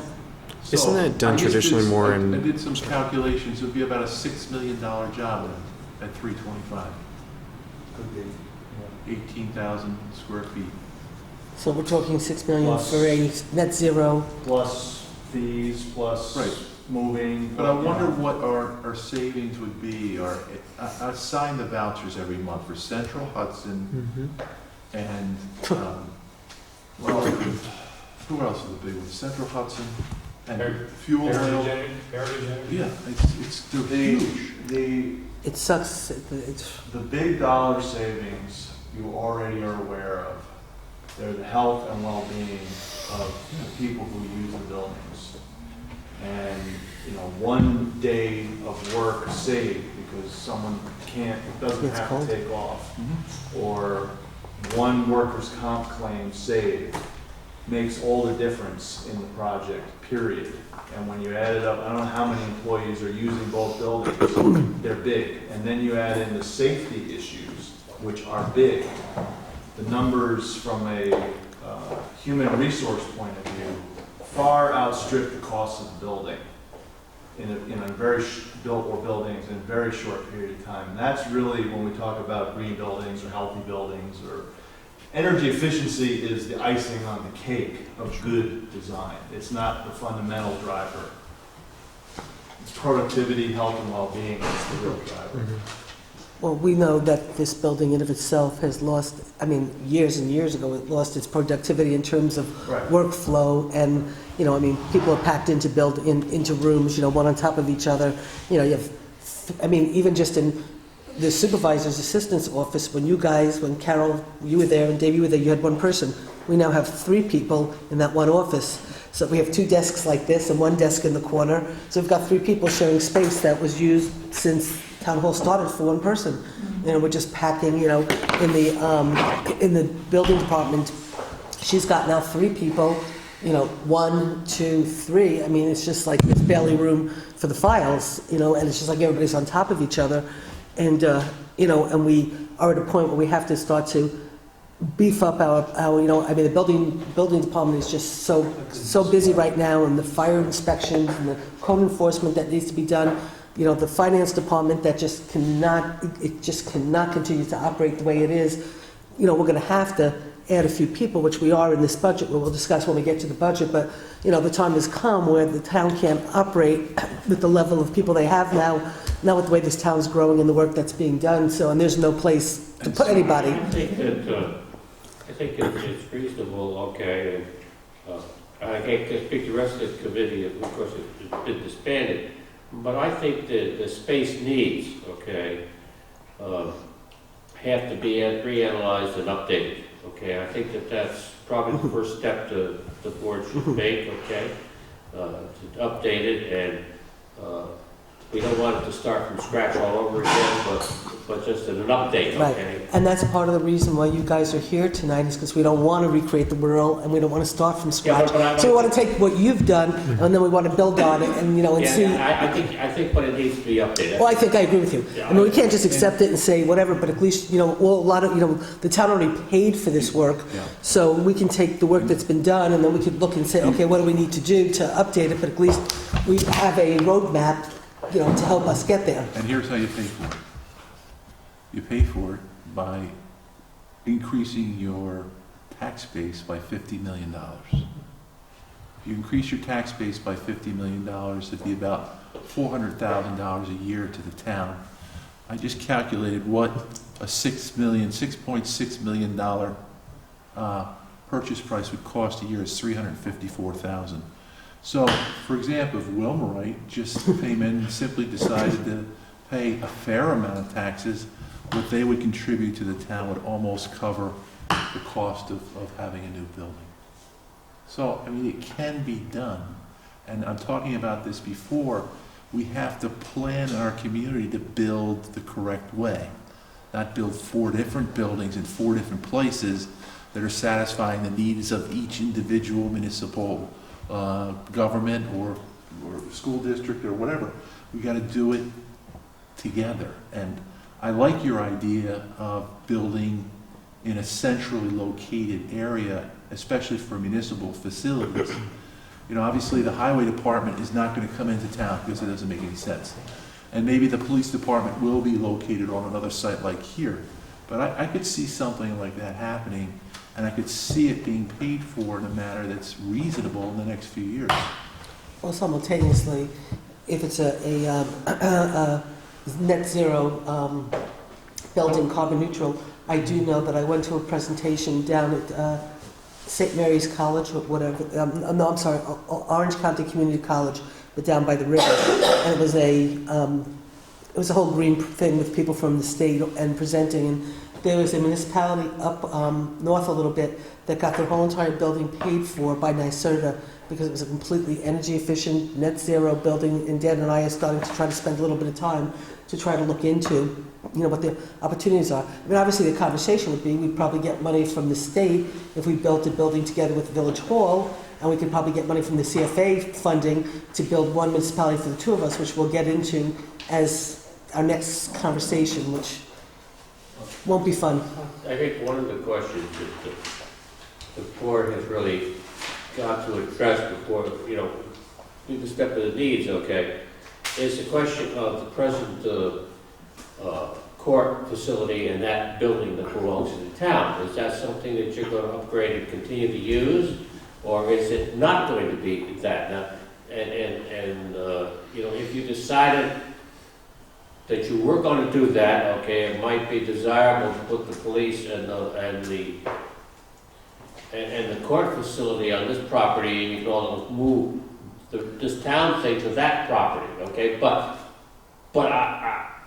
I'm not sure that. Well, no, I mean, But I think that's a decision. Well, no, That footprint there, Dave, What? that's a very unusual, fee simple deed.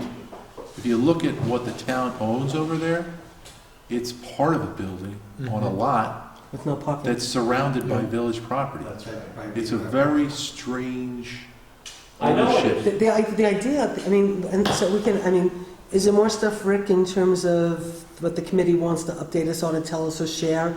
Because then we can move into the next phase of talking about what do we do. But I want to give you guys more, the opportunity to share everything. Well, we talked about the square footage, which is really ultimately Right. the cost of the project Right. is a function of square footage, Right.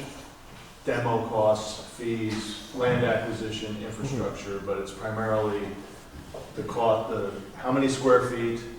So Rick, if you did 18,000 square feet, 3 stories, what would the footprint look like? Well, I'm not sure it depends on the site. I'm not sure you would do a three-story building. It really depends on the site. There's issues of the conflict between police operations and town hall operations. So if you have a infinitely flexible location, you might put all those functions in one building, but you probably wouldn't. And you probably want to have the police in a separate Yeah, I don't see the police as part of the same building. Right. I don't necessarily agree, but that's a conversation we could have. But it depends on the nature of the site. And the fact is that this particular property isn't big enough for all of those functions. It just isn't. You can't, you could put the buildings here, or buildings, but then you have no space for, you don't have enough space for the vehicles to accommodate the workers, let alone the I'd public. like to address that point for just a second, okay? Because Israel's right. The property today, if you put the 20,000 square foot building, which is sufficient to build it, okay, we want 2,000, which is 100 by 102 floors, or 110 by 2,000. It's possible to put that in the front of by the road, okay? But what you need is more parking space. Now, one of the solutions to that, possibly, and you'll have to speak to the village, is if part of Moriello Park is directly to the south of this property, okay, could be utilized for parking. Now, I don't know the restrictions on Moriello Park, but certainly when Moriello Park moved the pool, I was around here then, of course, from down below up there, they put another parking lot in there, and that was not a problem. So I don't think there's any restriction on the property, but there may be, but that would give you enough parking lot. Yeah. But you've got to sit down and talk to the village whether that's acceptable. Well, I do know in the plan, it was either met by a lucky plan or wasn't, I don't know if it was a plan that Rick had done or Matt Bialecki had done. It was a plan, you know what, actually, maybe I did bring it. Or this is the fire department stuff. You know, I had meant to bring the plans and, that were in the office, but there was one plan that had the Justice Court sort of where the pit, you know, the Justice Court where the drill hole is, and then the police department next to that. And that might have been the Matt Bialecki plan. But then there was a plan that had the Justice Court in where the parking is right now. When you come into Town Hall and you park to the right and then you walk into Town Hall, there was a plan that I have in the office. I can't believe I didn't bring them. That the Justice Building was right there on Moriello Park property. I think, is that the plan you did? Okay, it was in the plan that back then. Which would I would believe that at that point, that I would hope that they had looked at it and said, because there's some people who believe part of that land is town land, and then the village Moriello Parkland starts further in, and so that's some of the things we have to work on and look at. You know, and again, it's possible that it can be used for parking. I mean, especially since the town has gone forth and bought significantly additional parking lot in the last 5 years. If there was a state restriction on it, you would probably get it relieved because you've purchased, about 200 acres out here. Yeah, so I mean, you know, in terms of, well, first let's just, is there more stuff that you guys want to sort of just talk about the past before we brainstorm the future? Josh? So at the time, I mean, I don't know what exists now, but when we were looking at doing a high energy thing, there was a lot of different programs available. Professional studies, design fees, some capital costs that are associated with it. And the reason we had looked at that one property, because it was big enough to go with a 2-story building and a 1-story building and keep the police separate, and there was enough there for parking. Plus, the main reason that we wanted to be central is that it would also anchor our downtown, no matter what happened, because of the comings and goings of a government center right in the center. It means that you keep the downtown thriving. It would support downtown businesses because you have people coming and going, whether it be for lunch and stuff. And the other thing was, we talked about to bring the building up to the level of where the other buildings are, we would put a parking lot in, which would serve for the building, and it would help serve the problems of the downtown, which they're always complaining that the businesses don't have any place for parking, to get to church on Sunday. It would have solved a lot of community problems to put it there with an underground parking lot. Well, would have solved and could have solved, but it didn't get built and it didn't get done, and now that property is under contract for another project. So I don't think we should spend our time talking about the Constantino property. I think we should talk about. I'm not looking to condemn land, and but for the moment, right now, there's a project that would potentially be bringing forward. You know, that there's a potential project for that property that will bring in underground parking, that will bring in all the aspects that you're talking about. That will be an absolute benefit to this community. So it's actually better for us right now to let a project that will have ratables and bring benefit in to get built than the town talking about annexing land or condemning land right now. So that's off the table.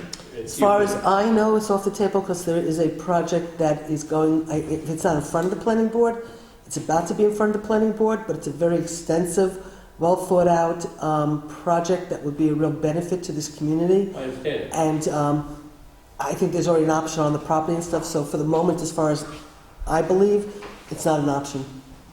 Unless anybody knows differently. It's not, I don't think it's an option. Well, I have some ideas on that, but I can talk to Josh about it. Well, then you can talk to all of us about it. All right, so I also know about the nature of the project that is proposed for the pit. And the project that's proposed involves the construction of a hotel Maybe you should disclose. and condominiums. And might as well disclose, I know about it. And that will be brought to the village sometime shortly. But a very nice anchored hotel which will cater to all those people that love to come into New Paltz, especially if you want to visit with your child at SUNY New Paltz. You have a place to go and you can walk into the campus, etc. But when I looked at that, and I'm not directly involved with that project, but I know the people that are the principals of it. When I looked at the project, there is the ability if there was coordination between the developer and a municipality, I think to deliver a building on that property, if the village would cooperate maybe with a lot line adjustment and take the piece that's otherwise the town's and attach it to the Constantino property and create a building. And that building could be created where the existing village parking lot is behind Starbucks. So you could put it in there. So there's options, and it's worth definitely having a discussion with the person and firm that is contemplating this project. Now, I mean, in terms of, at least from my perspective, but then I'll go into, do I think taking the site of Village Hall, building a brand-new town village municipal center right there, moving the court and the police here, would be a great solution? Absolutely. Do I think building a police, justice court, fire department, ambulance, possibly with town hall on the fire department's property? I think that's a possibility. But I'm going to be as honest as I possibly can. And Carol, you worked really hard on the consolidation, and where are we? Okay? And not only where are we, and Dave was on the finance committee too, quite frankly, I believe that the way the people that worked on that project were treated was probably a really sore point for this community, and I think people were treated really, really shabby. And I think that in a lot of ways, there's a lot of people who don't necessarily want to work on it again because, I mean, let me put it to this way. I was at a meeting with the rescue squad because we have all these emergency, this emergency committee that meets once, every couple of weeks, every quarter or something. At the EOC group we meet. So I was up there at a meeting, and the rescue squad people came over to me afterwards and said to me, Susan, please don't walk away from consolidation. I said, why? You want consolidation? They said, we absolutely believe we need consolidation. I said, then why didn't you come to any of the meetings and why didn't you speak out? They said, we wouldn't go to those meetings. They were so vitriolic, we'd never go to those meetings. I said, well, by you not coming to those meetings, what you then allowed was the people who were against it to speak, but the people who wanted it didn't come and speak. So it ended up being, quote, the voice of the public didn't want it. And so we are where we are, okay? And so in a way, do I believe we should work with the village to try to figure this out? And hopefully I will get money. Would I love to work with the fire department and try to figure this all out? Absolutely. I would in a heartbeat. That's what we need to do, and that's what Kevin's been talking about with the school. When I first got into office with Kevin, I was in a town gown meeting. Maria Rice asked me to have breakfast with her. We had breakfast. She started talking to me about the fact that she believed that we shouldn't have 4 schools, that we should go down to 3 or 2 schools. So I happened to say, well, it's funny. When I was supervisor the first time back in 1996, Fred Betchen, then supervisor, said that the actual middle school would be a perfect place for a government center, in a community center, but your community's not ready for it. And I said, okay, you're right. So when Maria started talking to me about, going down to 3 or 2 schools, I said, well, Fred Betchen said back, and I think it's a great idea to have the middle school as a quota government center. You could have, the teens could do games on Friday and Saturday night. We don't have to pay the school district for rental.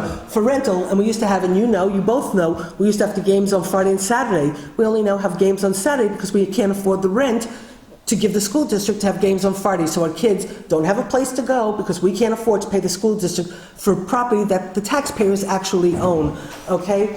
The seniors could have more lunches, down in the whatever, the arts community could have a theater 90 miles off Broadway, can have their own facility, okay? So I happened to mention this to Maria, and Maria thought it was a beautiful idea, a great idea. She asked me to have a meeting with her so I could sit with Rick Linden. I asked Kevin to come because he understood the numbers like he explained tonight and did all the work. He understood the numbers from the last school bond vote. We had one meeting. Maria thought it was great. She wrote to her school board saying, we just had a great meeting talking. I said, I have a joint town village meeting that night. I'm going to bring it to both boards, which I did. And the next thing that happened was Kevin and I were brought up on ethics charges. Okay? That was because we talked about how could we work together to try to do something right for the community. Okay? I've spoken with the fire department, and had, meetings together with the fire department and the rescue squad to say, how do we move together? There's money out there, okay? We had these meetings 3-4 months ago kind of stuff. It's gone nowhere, okay? And I've only heard pushback in terms of, where it's going. So really, this is where we're at, I believe we should be holistic. I believe we should be trying to figure out the best way to go. On the other hand, we have town employees that in a month are going to be a modulus. We have modulars for 2 years that we're renting. The third year we can add. My concern is that if the town board doesn't figure out a solution, you're gonna see the town employees, not me, okay, but the town employees are gonna be in that modular up at the highway department for 20 years. Okay, and we all know it, and let's not fool ourselves, okay? Because how long have we tried to do things? So we're faced right now, and we as a group have to, and then as a community, have to figure out where do we go? Does the town board just say, we've got a problem, we've got to deal with the problem? How do we solve our problem, which is the police, the courts, and the town government? Or how do we try to work with the school district, with the college, with the village, to try to come up with a overall solution? And you guys have been there, you guys have done that. Do you want to come up here and take my seat and lead the charge? You know, so honestly, I don't know where we go from here, other than the fact that I know that we have a real problem. We have to come up with a real solution. I don't know what the answer is. I just know that I have 5 board members that I have total confidence will put their heads together and will come up with a solution and get it done. But if we start adding in all these other jurisdictions, quite frankly, truthfully, I'm a little afraid. I'm more than happy to take myself out of it. I'm more than happy to create a subcommittee.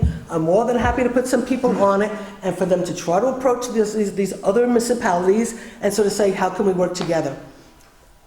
I'm just being as honest as I can because I don't know what else, you know.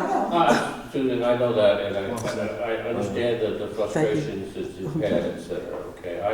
As just one member of the committee, okay, I would think that the first thing that you should look at, okay, is the question of whether you're going to try to move the court or whether you're going to leave them up there. Well, I can tell you, just to answer that really quickly, the court is in very bad shape, which you know, really bad shape, and Chris has said it's probably one of the unsafest buildings there. So my perspective is we're going to solve this problem, and the courts are part of it. My personal belief is I think we have to move the courts and find a place for the courts, whether it's with town hall or whether it's with the police when we move the police down the road or whatever. But I don't see putting money into the court as it is now. It doesn't even, it's already too small. I mean, we're gonna have to probably go to a third night of court because the fire department, again, Stacy got called last night. She had to go down to court and Stacy had to take people out of the... No, I didn't do the fire department, did it? Okay, so the fire department went in last night and took people out of court and made them stand outside while other people went to, while they were being heard, and then when their case was adjudicated, they left. They let more people in. So the court... So what you're saying, okay, is that in your opinion is that the desire would be to build a facility that takes care of all the town requirements, okay? I think it would be irresponsible for us at this point if we were going to move forward. Okay, it was one thing to move the police. The police were in a desperate situation. The police were in a really unsafe environment. But truth be told, while the police were in an unsafe environment, for 30 years everybody knew that the people in town hall were in an unsafe, unhealthy building too, okay? So instead of anybody or everybody taking care of the bigger problem at one time, we moved the police and spent what I'm so against, taking taxpayers' money to improve a building owned by a private person, so all you're doing is using our money to make somebody else's building more valuable, okay? But it had to be done, it was done. I'm not criticizing, don't get me wrong. I'm just saying that, it's like you take, if somebody doesn't step back and say, we've got these problems, let's just take care of it now, and let's move forward. And years ago, when my kids were in school, and they were first, they built Lenape, and then they had problems here, and then they had problems at the middle school, and then they had problems at the high school, and they were constantly doing these $50 million bonds here and there and $20 million. Okay, all right. And I said to them right then and there, do a holistic, project, fix all the schools, come up with a solution, give the community a $100 million bond, we'll support it, because coming back every 2-3 years with $50 million or $20 million to fix a problem, we have a problem with the courts, we have a problem with town hall, and the police are in a rented space. And so we've got to figure out a solution. Okay. At least that's how I feel. Let's try to The board might feel differently, but that's how I The thing feel. is that the study of 4 years or 6 years ago said this space, this property per se, is not big enough to handle the extension, okay, without at that time buying the lots up here. Now, that did not address the question of whether you use part of Moriello Park for parking space. So I think this first thing you have to do now, besides get an analysis of space needs, okay, is to find out, we'll sit down with the village and find out whether they would be acceptable to put additional parking to the south of where Town Hall is. Well, the first thing we have to find out is if we own the land and don't have to go ask. If we don't own the land, then we have to ask. There's also wetlands over here. There's no wetland there. I mean, it's not wetland. It's on the map. It's on the map, that's, I wanted to It's bring up. quite large. No, it's not. That's the hill. I'm talking about the hill. I know, it's not very deep between the hill and the wetland. It's the, Well, it's 40, 50 feet. I want to take my computer and smash it. What was going to say that, I mean, the two plans, and I'm not saying that these plans are real anymore, but again, the two plans I have in my office, the map by Alecki plan, It's way too, that building, it's way too small for the. well, I think I agree with you, Dave, in the sense, we've got to get we have to assess the space that we need. First thing, we have to make sure. We have to find out what we have first. And what we can do. Right. What we can, What we have. Right, that's right. What, Then- if Those if spots he's right, we come. if he Right. can't, his space is too small for parking, I think there's space there. He doesn't think that will be, I don't know, okay? I'll have to correct, but I think that's the question to ask. Because if the answer is that you can't use that property, then you can't use this property to build, Well, Everything. I don't know, well, I just want to so you say, can't have enough parking. I mean, I'm not 100% convinced. I could be completely wrong, but I'm not 100% convinced if you went up 3 stories and you planned your space intelligently, that there could not possibly be the opportunity to fit everything on the site if you move it up to the sidewalk. You know, you move it up to the sidewalk I understand. and, We can okay, illustrate it for you. and stuff. Well, I mean, and if it really can't work, it can't work. But obviously, we own the land. Right. You know, it's our property. It's like, you know, you're trying to make. Property. Something substantial can be done on this site. In summary, I think you're gonna need another site for some element of town. So the question is, what element would make the most sense being separate? That's it. Right. So, Also, Well, see, I also mean, just to clarify as well, this property was put up to be purchased, correct, about a year and a half ago? No, we didn't ever formally put it up, but truth be told is that there is somebody that was, and Kevin and I started having conversations, somebody who was very interested in trying to make this property work for really nice senior affordable housing. Mm-hmm. And Kevin and I started to have the conversations, and work was being done and money was being put into it, you know, and, but then we had the crisis, and then we didn't know if we were gonna end up having to take over town, you know, build on Town Hall or not. So in fairness to the person who was working with us, Yeah. we said we can't, in fairness, say to you, this site is available, because we just, you know, now we've gotta, you know, we're moving up to there, you know, but, and at the time, we thought we were gonna also originally put the modulars on Town Hall site. Yeah. So there is still the possibility, and somebody's very interested in buying this site. We have no doubt that if this site was available, especially with the redistricting and stuff, Yeah. we'll sell the site. That's not the problem. The problem is, where's this other land that's big enough to basically, To, yeah, in you the know, that meantime, in the core of the so- village, if that's where everybody wants to keep the municipal center. So it's the core of the not village. currently on the market, as well as. It's not formally, It's no. not ever formally. No. Okay. Go You ahead. know, I'm Joe Miller, and I was here for the August meeting, and I was to take a message back to the fire department. I did. And we are having the meeting that we were supposed to have in August. We are having it in October 23rd. So we'll find out what the interest of the fire department is that night. Okay. Which I appreciate, but you can also understand from my perspective that when we started talking, it was, you know, I was told, and I'm not trying to be, you know, I'm just, you know, we had all these meetings, you know, I was really, it's like, come on, guys, let's build, you know, a EOC, which would be really good for this community, to have the fire rescue, police, you know, in one building. If we can do the Justice Court and Town Hall, that would be great. And there's a lot of FEMA money out there, that I really believe we could get to help us build this building. So, and I knew that the deadline for the grant that we would be able to go, the HUD FEMA grant, was sometime in September. So we had the meeting in July, we had 3 meetings. You know, I had been told that you guys were going to have your executive meeting on the 1st. The next week, you were going to call everybody together and then get back to me if you wanted to proceed. And I appreciate the fact that, so I appreciate the fact that you're going to have the meeting on the 23rd,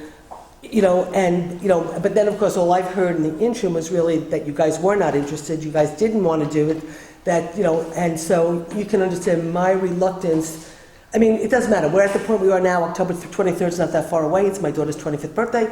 It's not that far away. And so the opportunity to possibly move forward and do something, it's great. If that opportunity opens up, maybe we do the police, fire, and rescue, there we do town hall here. I do think the Justice Court and Police Department have to be together. I think the justices feel very vulnerable ever since the police have moved out of the building, and stuff. So I don't see how we don't incorporate the justice with the EOC, just because I think from their perspective, unless we built this new building with the Justice Court, where there was enough security for them that they didn't need to be right next to the police, and that can be done. So maybe it's Town Hall, Justice Court, and then it's the Fire, Police, and Rescue, on your piece of property. That might be a great way for us to figure this all out.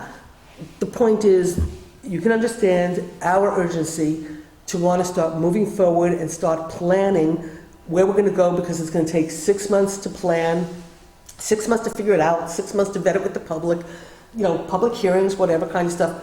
Then you're going to have to do the planning and the design work. Then you got to first build it. I only have a year left in my term. Okay, will I be here next year? I don't know. I can't say if I will or won't, if I'll get elected or not. The point being is, I feel that I am now in a position where I am dislocating the people from this, from Town Hall. I don't want to leave them up at a modular and walk away and have them be there for 20 years. And so my goal is to keep us focused, keep us moving, and get something done, because government is best at doing nothing. And that's not acceptable for me. So Rick wanted to say something, then Dave, and then Josh. Well, it's the temporary facility syndrome is not just municipalities, but municipalities are really good at it. Religious organizations are also good at it. 50 years in a temporary building is not uncommon. And the police were in a temporary facility for what, 25 years?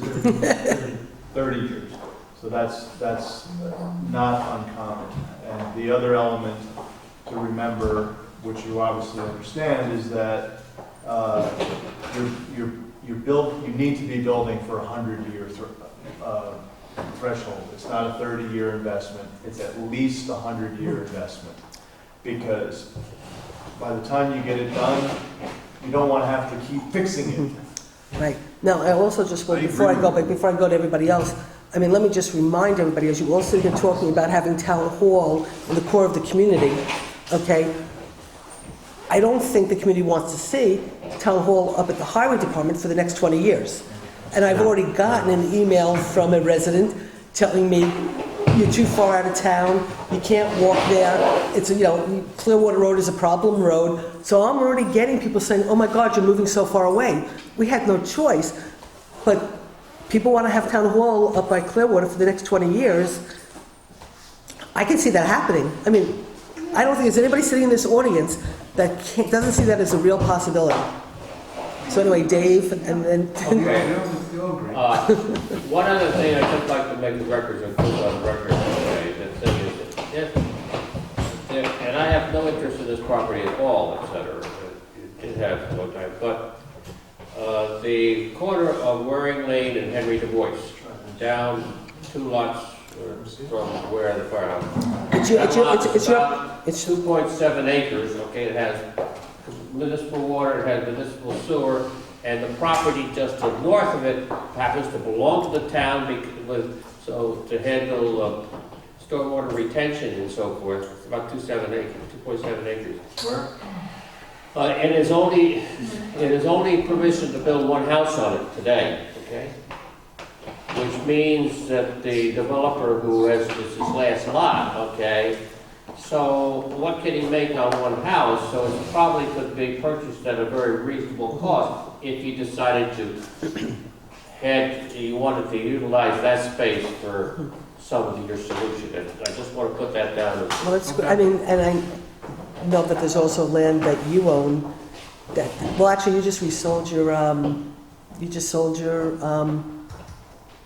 What's that? your storage places? You just What? sold your storage places, right? I sold the storage thing. Yeah, not only because at one point when we were talking with the fire department about their space, we were talking if we needed extra space, we were talking about your space next door.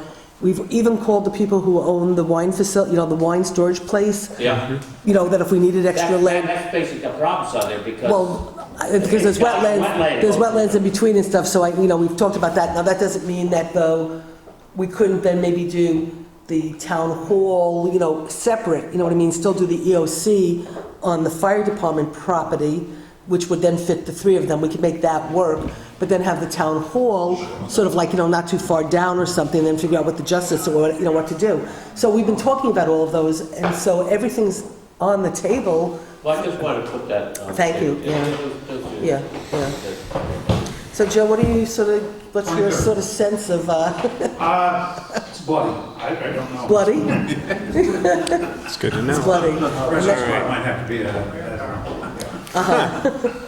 So that's, I don't know. do you think you'll be able to get a sense, though, of where everybody might want to go? There's a division. Yeah. Gotcha. Now, is it a division, can I just say, is it a division between the fire department adjoining with anybody? Or is it the fire department dividing with every? So in other words, having the town hall there? Yeah. I don't think there's a problem as an EOC.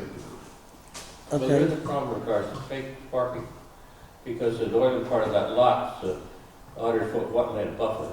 Well, the current plan called with the combination of EOC and government and courts, it was going to have 100 parking spaces. Dave Clauser mapped it out for us. Even with the 100-foot buffer Yeah, on the north, yep. and even with the Yes. retention bases? Yeah, he was able to get about 100 parking spots, and then we talked about the possibility of making a deal with Frito-Lay that we could have overflow parking in Freihofers, with Freihofers, and we could do overflow parking in the evening using the Freihofers property, and that maybe we would do some of the work to maybe fix some of the things up there. The original plans took a lot of the frontage for a septic field, but since the sewer's been put in, that was able to be utilized for parking. That's where a lot of the extra parking came from. If it works, it's there, it's just like, concern is very tight. It's just squeezed in. Okay, so let me ask a question, because I'm sorry, Josh, you wanted to speak. I'm sorry. I'd like to say, as Rick was saying about, you have to think about a building in, 100 years and stuff like that. So when I hear anybody talking about the middle school, even if it was available, to bring that up to the standards of what you're talking about, and it still wouldn't be as efficient as a new building, would cost you We're not interested in twice that. as much. Josh, we're not even, Kevin has an incredible idea about what he'd like to see with the middle school. I'll let him explain it, but for us, no, that's off the table, but go ahead. Why don't you say what you think, John, with Kevin? I think because of the governor's initiative, he's got a tax-free zone initiative that he basically has legislated that any property within 1 mile of a SUNY campus, in this case 1 mile of SUNY New Paltz, would be entitled to a 10-year tax exemption on real property, and each of their employees hired to work in that facility wouldn't pay state income taxes for 10 years. So, quite frankly, all of our potentially developable commercial property, which wouldn't burden our schools, are within 1 mile of the SUNY campus. So we could potentially lose all the tax benefits associated with a build-out, whatever build-out we want. I was thinking that if the school district would consider building an addition onto the high school and moving the middle school over there, then we could designate that property as the tax-free property for purposes of having met the requirements of the governor's initiative. So what's the net benefit? The property is already off the tax rolls. It's going to stay off the tax rolls for another 10 years. It would encourage somebody to come in and buy and build there, or repurpose a building that shouldn't be an educational facility any longer, but might be nice for something else. Like a 3D printing initiative. The college is building an engineering building, and they, quite frankly, don't have a lot of space. So what space would make the most sense for them in their initiative would be that property, and it's a huge property. and that property could be subdivided and split up and used as an incubator for 3D printing. And what do you have? You have people that could work there and walk to their homes. What better way to get to work than to walk to work? So, and it would do a lot to the dynamics of the village too. You might actually have more people moving back into the village as their primary housing. So wouldn't it be great if, going back to how Josh opened up the evening, and then we'll try to wrap up, where if the state came in, gave the community money to solve our problem, Wilmerite built their building because we get money to solve our problem. We have 3D printing in middle school, and then all of a sudden the village goes back to having families in the village, and all of a sudden the students have all this place to live. Sounds like a perfect solution, doesn't it? State has the money to properly rehab that building, just like they did all. Well, they just gave $10 million. They just gave $10 million to the college. That's true, but to renovate the existing engineering building and to build a brand new building. But a property, $10 million. a property with 10 years of tax abatement is worth substantially more to somebody. So they'd have the flexibility to improve the existing infrastructure or rebuild there. 10 years. So anyway. Didn't you say it was a done deal, a dead deal? What? The middle school. What do you mean? School board. Oh, well, there's a bond vote up. There's a bond vote up now. They want to spend $36 million rehabbing that building. They also can't sell the building unless it goes up for a public referendum as well. That's important to Yeah, know, but that would too. That'd be part of the deal. That would be part of. Yeah, no, I'm just making people aware that in the event that they said, sure, we'll sell it, it still has to be a public Yeah, referendum. but I think though there's still probably ways, because if you worked a deal where you were working with the college, well, first and foremost, okay, I don't know how many hundreds of billions of dollars the governor is getting from the banking crisis, It's trillions of dollars. Trillions, okay, trillions of dollars that the governor is going to be getting in New York State because of the whole banking fiasco that broke all of us, okay? That, but the state's getting hundreds of trillions of dollars. The governor plans on using tons of that money for consolidation. Now, what I've said to people is, this community, at least, a number of people have worked really hard to try to look at consolidation. People recommended a townwide village. You can't do it because you have to have home rule. Well, unfortunately, home rule did not get carried. That never got the opportunity to get put up for a vote. You want to do a townwide village? You want to do a town? Well, you have to create a fire district. I'm not necessarily per se against it or for it. I'm just saying you're creating another level of government. Do people want that? So every time we try to look at how to consolidate, it's not the town or the community that's really been standing in the way.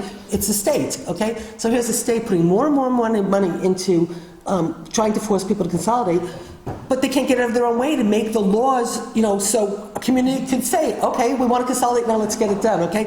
So they're going to have to work things out, but the point is there's an awful lot of money. So if we could come up with a comprehensive plan like 3D printing at the middle school, okay, a brand new, buildings for the school district, a new town hall, new justice court, consolidation with the town and the village, even if it's in one building. Expand your There's tax a ton of money, that would be there for us to do this if we could all only live in a fantasy world. I'm sorry.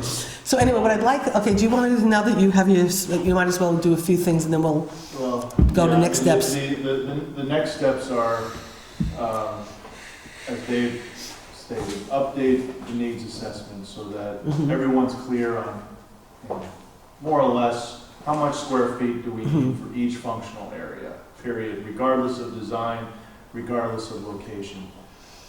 Then identify or try to develop a plan of action. Where are we going to build what? What facilities? Conceptually, what is that going to look like as site plans, more or less, not building plans, and a project budget. What's it going to cost to make that happen with adequate contingencies? That gives you something to focus on and then work towards. At the moment, we're pretty clear about what the square footages are, but we don't have an action plan. We can talk until we're all way too tired about the fantasy possibilities. And the likelihood is that whatever action plan the town board comes up with, people are going to throw darts at it. Why didn't you do this? Why didn't you do that? What about this? What about consolidation? What about the schools? Blah, blah, blah. But as you've said, if you don't take action, you're going to be in temporary facilities for decades, and that would be a very bad situation. So we need to go back to looking at what the potential sites are for town facilities and coming up with a prioritized plan and what's it going to cost. There may be acquisition costs if there are sites that you don't own that have to be added to the budget. There may be infrastructure costs. So for example, if you said, hey, you know what, we really do want to buy the C2G site, but to do that, we know we're going to have to run municipal sewer, at least out there. There's some economic development benefits, but that's a $2 million project or $4 million project. We're going to add that to the project and hang your hat on it. I don't know. So, you know, if you empower the committee, or if you don't, we can come up with a budget to do some of this initial planning work to give you something to focus on, something that's real. We haven't done that. We've had some conversations, but you know, between just talking about it recently and the escalated time frame, I don't have enough answers. We did look at the county parcel viewer, and this shows, here you can see Town Hall, Community Center. This is the parcel. You can see that town is already parking on this parkland, municipal park. There's more yellow pool. This is National Wetlands Inventory mapping, which is overlaid on the GIS map. It's not 100% accurate, but you can see the tributary was 11 that comes through here. And if you just stand in the parking lot and look this way, you can see some wetlands plants here. Sure, there's probably some developable area that you could expand parking.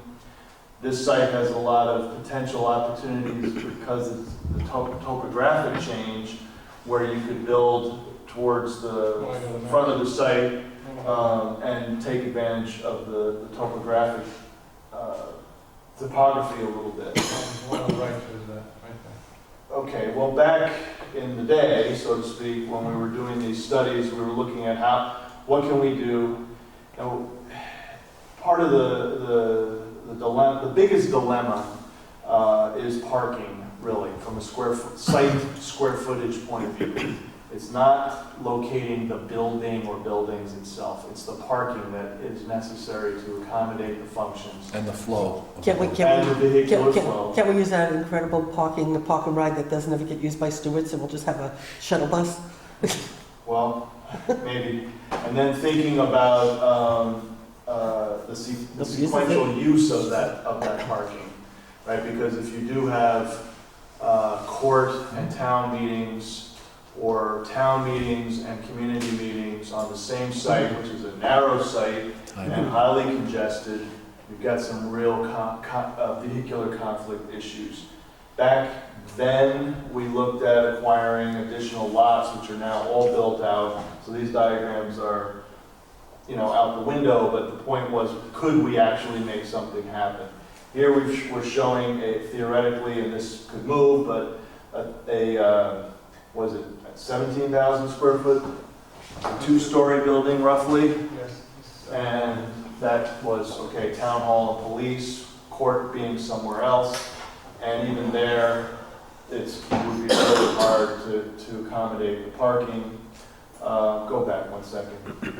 But, you know, we could have a meeting with the courts and try and find out from the clerk and from the planning board and the ZBA and the other meetings, what are all the meetings, and is there a way that you could theoretically schedule one large meeting room for this site?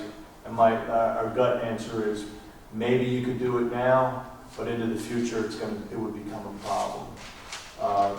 That in this community, the meeting room spaces are going to become more and more needed, not less so. And clearly, there's an escalation in the need for court. The caseload has been increasing a lot. We don't have the current trend, but that was part of the conversation. Well, no, but we've reached that point now. We are there. We're there. Right, well, with that facility, but Yeah. maybe going forward, Right. it's gonna become even more of an issue. So, probably from a planning point of view, you're going to need a court room and a large meeting room. And that is that the coincident use of that space for those two functions on any one site is probably not gonna happen. Which means that if you put both of those uses on one site, you really kind of have to double the amount of parking that you would need to accommodate those uses. Those two uses, those large rooms are the major driver of the parking requirements. It's not the office use, the general office use. That was pretty fast. I was looking to see what's been. We know this is off the table. That's Right, that's the Costantino site. Mountain Laurel now owns this. What was the size we needed? What was that total size that we figured we needed, just anywhere? I don't know if we have it in this. Was it like 3.2 acres altogether, when we put it all together? Well, this site is 2.4 acres. 3.4 acres is what we. Yeah, well, when we added in the Kitty Brown site, we thought that was enough for everything. This has all the parking. And again, recognizing that the benefit here, and of course it's off the table if there's a development, but recognizing that the daytime use of the majority of the parking for village commerce would be fine, and then in the evening, when there's meetings, there's still demand, but less demand for parking in the village. It could be an economic benefit. If I was king, then there'd be other solutions, but we'll move on. We do have somewhere in the set some diagram, and I'm not sure if it's in here. The site studies? Some diagrammatic, like just how much square footage do we need? And theoretically, we also thought, well, if we had the ASR site and the site to the south of it, we could put all the functions out there, but we don't want to do that. So here, conceptually, here's a 1.9 acre site, police, plenty of parking. Here's a town hall site, 2.65 acres, police. And again, also looking at, well, we need stormwater management. We don't know exactly what the site's going to be. We don't know, we're going to do all that subsurface. We don't know what the soils are going to be. Let's assume it's some form of surface detention and treatment. We need that. We need green space. Right. So the square footage, the lot areas add up. They're not small. Court, similarly, and again, you can do it in smaller areas, but the parking, when you figure 100 spaces, let's say for a court, or 100 spaces for a meeting room, and you probably should have more, at 350 square feet per space, more or less, for the driveways and the parking space, you're at nearly an acre for a parking for a large meeting room. It's kind of cuckoo, but that's just a fact. Now, can economies on the site be found? Yes. But when thinking about it conceptually, the lot areas get fairly large to be able to effectively accommodate these uses and not have parking spilling out over the housing development or whatever. So back to the drawing board, so to speak, update the space needs assessment, look at potential sites, come up with we'll call it a conceptual plan, similar to these diagrams. Here's a site, here's what we can do on this site. So here's a piece of land,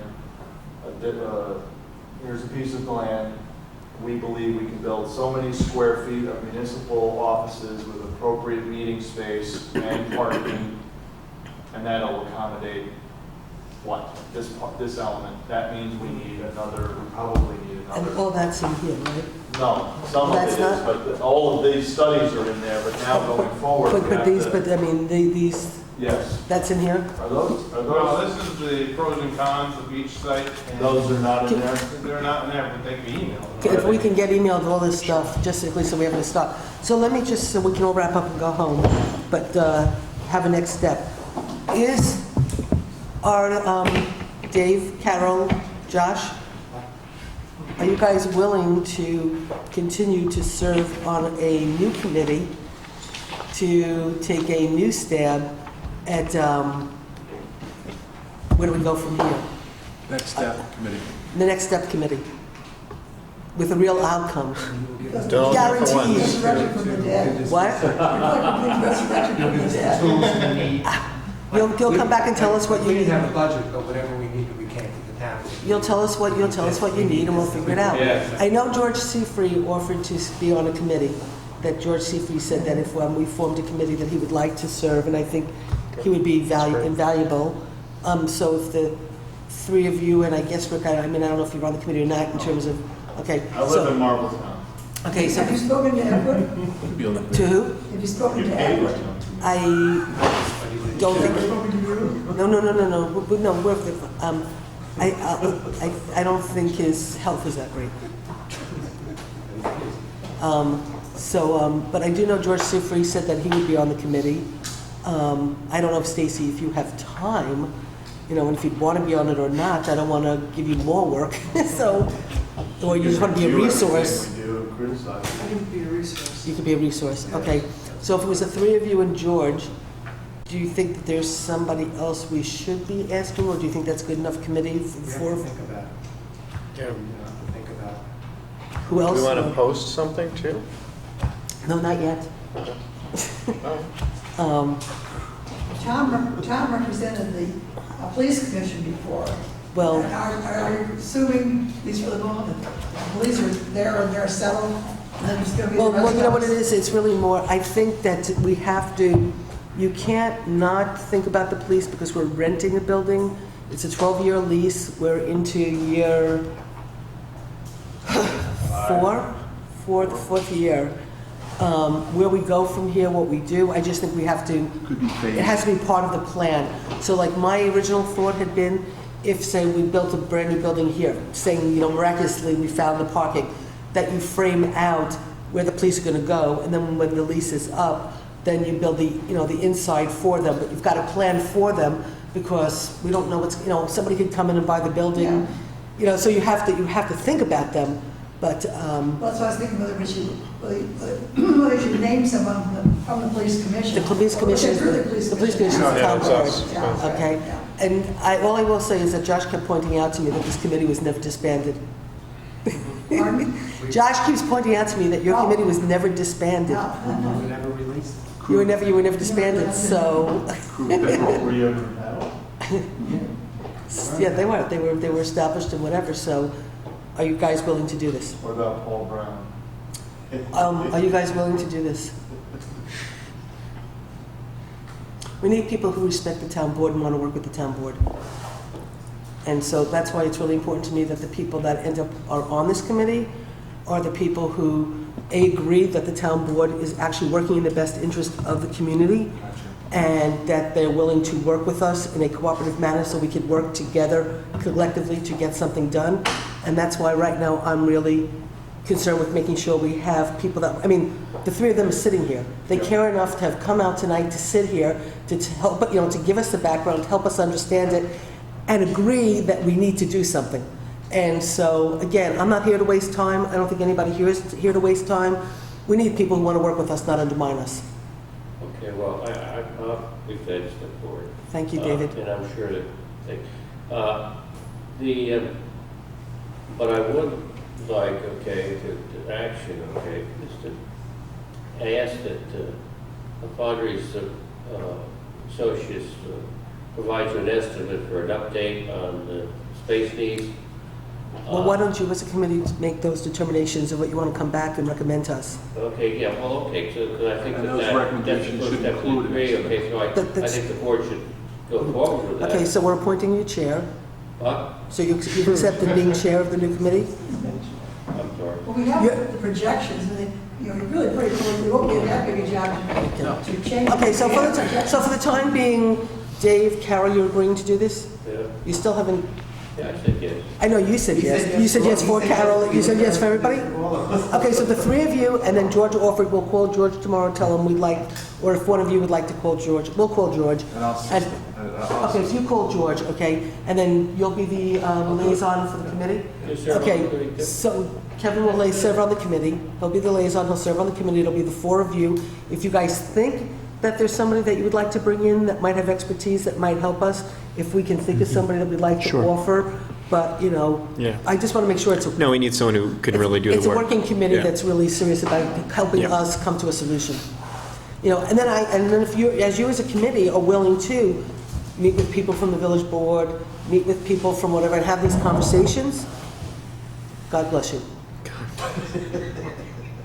We're not political, they won't give us a hard time. Okay?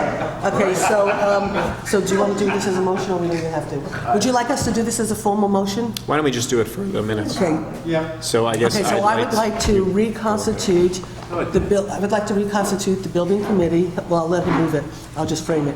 I'd like to reconstitute the building committee that will consist of Dave Len, Carol Roper, Josh Honig, and George Seafree, and Kevin Barry, for the purposes of helping to guide the town board with a plan to create a new facilities plan for the community.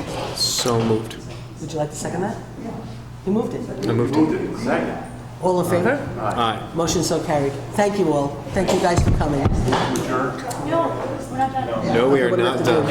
done. I didn't put anything else. Well, you gave it in everybody's box. You want to do it a Saturday morning or something? Of course you're gonna have a Do conversation. a Saturday morning? Okay, I saw them in the boxes. No, I'm just saying, is it Saturday morning? Oh. Okay, we'll do it general. Okay. Okay. So, guys, just for the purposes in the minutes, that, I move to acknowledge that Rosanna handed the 2015 tentative budget to the town board. She received it on September 30th when it was due. She's giving it to the board tonight within its time frame. Yep. And then next Thursday, we start with our first budget meeting, where we start next Thursday talking about moving forward with where we're going with our budget. Okay? I just needed to acknowledge it, right? Okay. Sure. Okay. So there was Okay, we a also- motion to, I'd also like to just have somebody, I will move that we allocate another $10,000. 10,000, or you need 14? 12? 12. I'd like to move that we take 12,000 out of contingency for the purposes of getting the site ready for the modulars for the new town hall. All in favor? Motion so carried. Susan gets them to come down and pray. Go back to them and ask them for a slightly better deal. Do you want us to just do that on Thursday, or you want us to try to do it tonight? Well, Thursday puts us into the second week of October. So what, Budget meeting. okay, so what's... so can we allocate a number up So what are you to? asking us to do? No, like- Just tell us what you need us to do, Stacy. Well, just, you know, maybe authorize Susan to, Here's what I would like to do. I would like you to go back to them one more time. Now that we've discussed what we want to do, we're going to keep one line here. He's going to have, he's a small section there, come back with a final proposal after going back to them and asking them for a little bit better deal. Then we'll handle that. They can deliver those items quickly. They yeah, have we also got a schedule. Right, so what I want you to do is tell them that, you know. I understand. She's asking- I understand how to get them to come down and cry. She's asking for us to make a motion If I to could do accept, she's asking for you to make a motion to accept her recommendation with a negotiated discount for the phone system. Can you call a special meeting? We could. We're meeting next Thursday, but we could call a special meeting So yeah, see if we can get three if we people. have to do it like Monday night. I'm available. Yeah, We we're have the police commission meeting Monday night. All right, That's what I great. told you. We have a police commission Monday night, so there's a bunch of stuff we're gonna put on the Okay. agenda for Monday night, for a special town board meeting after. So when you notice the police commission meeting for Monday, when you notice the police commission meeting, then say afterwards there will be a special town board meeting for the purposes of the town hall temporary move, okay? And then this way you can come Monday, we can do it Monday. And any other things that we need to do, okay? Do I have a motion to close? Second? Second. All in favor? Motion so carried.